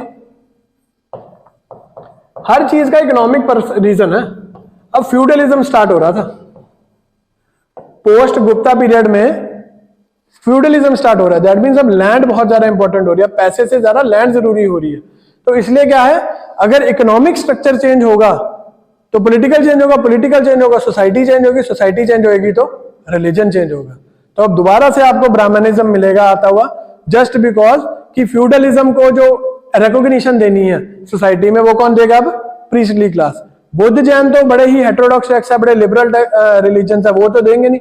दोबारा से क्या किसकी तरफ जाएंगे? वो ब्राह्मणिज्म की तरफ से। प्लस ब्राह्मणिज्म ने अपनी शुरू कर दी counter reformation, Alvar, Nayanar, bhaktism, Shaivism, Vaishnavism, हाँ वो सारा रामानंद, रामानुजन, आदि शंकरा, ये सारे रिवाइवल होगा अब हिंदुइज्म का, ब्राह्मणिज्म का। तो इसलिए हो गया ब्राह्मणिकल रिवाइवल एंड आदि शक्ति। सेम यहां पर भी वुमेन एम्पावरमेंट की बात करी गई है। Money economy now changing to land economy, सबसे इंपॉर्टेंट रीजन। अगर कोई भी इवेंट चेंज हो रही है तो उसका इकोनॉमिकल रीजन ढूंढ लो, आपको रीजन तभी पता लगेगा। रॉयल अग्रेशन होने लगी, वही आपको पुष्यमित्र, शुंग, मिहिर कुल या शशांक के रेफरेंसेस हम दे सकते हैं यहाँ पे। अलवर नयनर मूवमेंट साउथ में, शैविज्म वैष्णविज्म में डिवीजन जो हो रही है। एंड टर्किश इन्वेडर्स, अब टर्किश इन्वेडर्स आने लग गए जो तो बहुत ही मतलब कि स्ट्रिक्ट है, जैसे ब्राह्मणिकल है, वो बड़े स्ट्रिक्ट हैं, वो अपने देश को बचाने के लिए कुछ भी कर लेंगे, अपने विचारों को अपनी सोच को बचाने के लिए कुछ भी कर लेंगे, जान तक दे देंगे। बट अभी ये लिबरल सेक्ट्स में इतनी हिम्मत नहीं आ रही, तो वो क्या आ रहा है, इजीली डोमिनेट करता है और वो नालंदा यूनिवर्सिटी को डिस्ट्रॉय कर देता है। Nalanda university was one of the prime institutes of learning Buddhism. तो अगर एक सेंटर ऑफ, अगर एक स्कूल ही कॉलेज ही खत्म हो गया जहां पे पढ़ाया जा रहा है एक सब्जेक्ट, यानी कि वो सब्जेक्ट आज नहीं तो कल खत्म होगा, तो भक्ति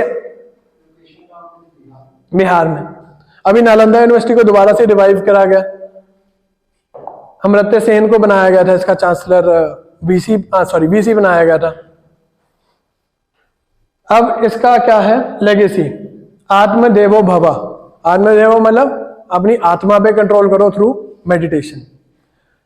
showed problems as real curse, वो कहता है कि और कुछ प्रॉब्लम मतलब कि जो रीजन है प्रॉब्लम का वो आपकी डिजायर्स है, तो प्रॉब्लम पे काम करो रादर देन इधर उधर रिचुअल्स के चक्कर में। Code of conduct for Monks लिखा गया प्रॉपर, ठीक है। कौन से पिताक में लिखा गया था ये बताओ, विनय पिताक में था, सूत पिताक में था या अभिधम पिताक में था? Tried to mitigate social evils like intoxication, वही कारण कि इंटॉक्सिकेशन से बैकडोर एंट्री नहीं चाहिए मेडिटेशन में। हम प्रॉपर विल डू लेबर, हम पूरा मेहनत करेंगे एंड विल अटेन द मोक्ष। Debtors, slaves and leprosy student, leprosy जो थे वो संघ में अलाउड नहीं थे। लेप्रोसी होते हैं जो कम्युनिकेबल डिजीज हो, अगर किसी को बेसिकली को कोड हो तो वो कम्युनिकेबल होता है, तो ऐसे लोग संघ में नहीं आ सकते, स्लेव्स नहीं आ सकते और थीव्स नहीं आ सकते, और सॉरी डेटर्स भी नहीं आ सकते। Non violence to cattle wealth, इसलिए ये स्टार्ट हो जाता है सूत पिताक से, हमें पता लगता है काओ अब वो है एज ए मदर का टाइटल मिल जाता है उसे। New intellect and cultural awareness, कैसे मिलता है cultural awareness? Buddha becomes the first humanly figure जिसको पूजा जाने लगा। Promotion of Pali literature that leads to Apabhramsha, Pali literature हुआ तो रीजनल लैंग्वेजेस को बड़ा ही एक मतलब कि एकदम से बूम सा मिल गया। रेजिडेंशियल यूनिवर्सिटीज लाइक नालंदा, अब इसके अलावा 3-4 और हैं, वो ढूंढना है आपने कि अकेली नालंदा नहीं है, बहुत सारी इंस्टीट्यूट्स ऑफ लर्निंग है, वो सारे आपने नाम ढूंढना है और उसकी लोकेशंस ढूंढनी है। एंड सबसे लास्ट बात है आर्ट एंड आर्किटेक्चर, जो हम आर्ट एंड आर्किटेक्चर में पूरे ढंग से उस चीज को पढ़ेंगे। With this we are done with Buddhism and Jainism. अब हम शुरू करेंगे महाजनपदास की, मगध एम्पायर की बात शुरू करेंगे फ्रॉम नेक्स्ट टाइम।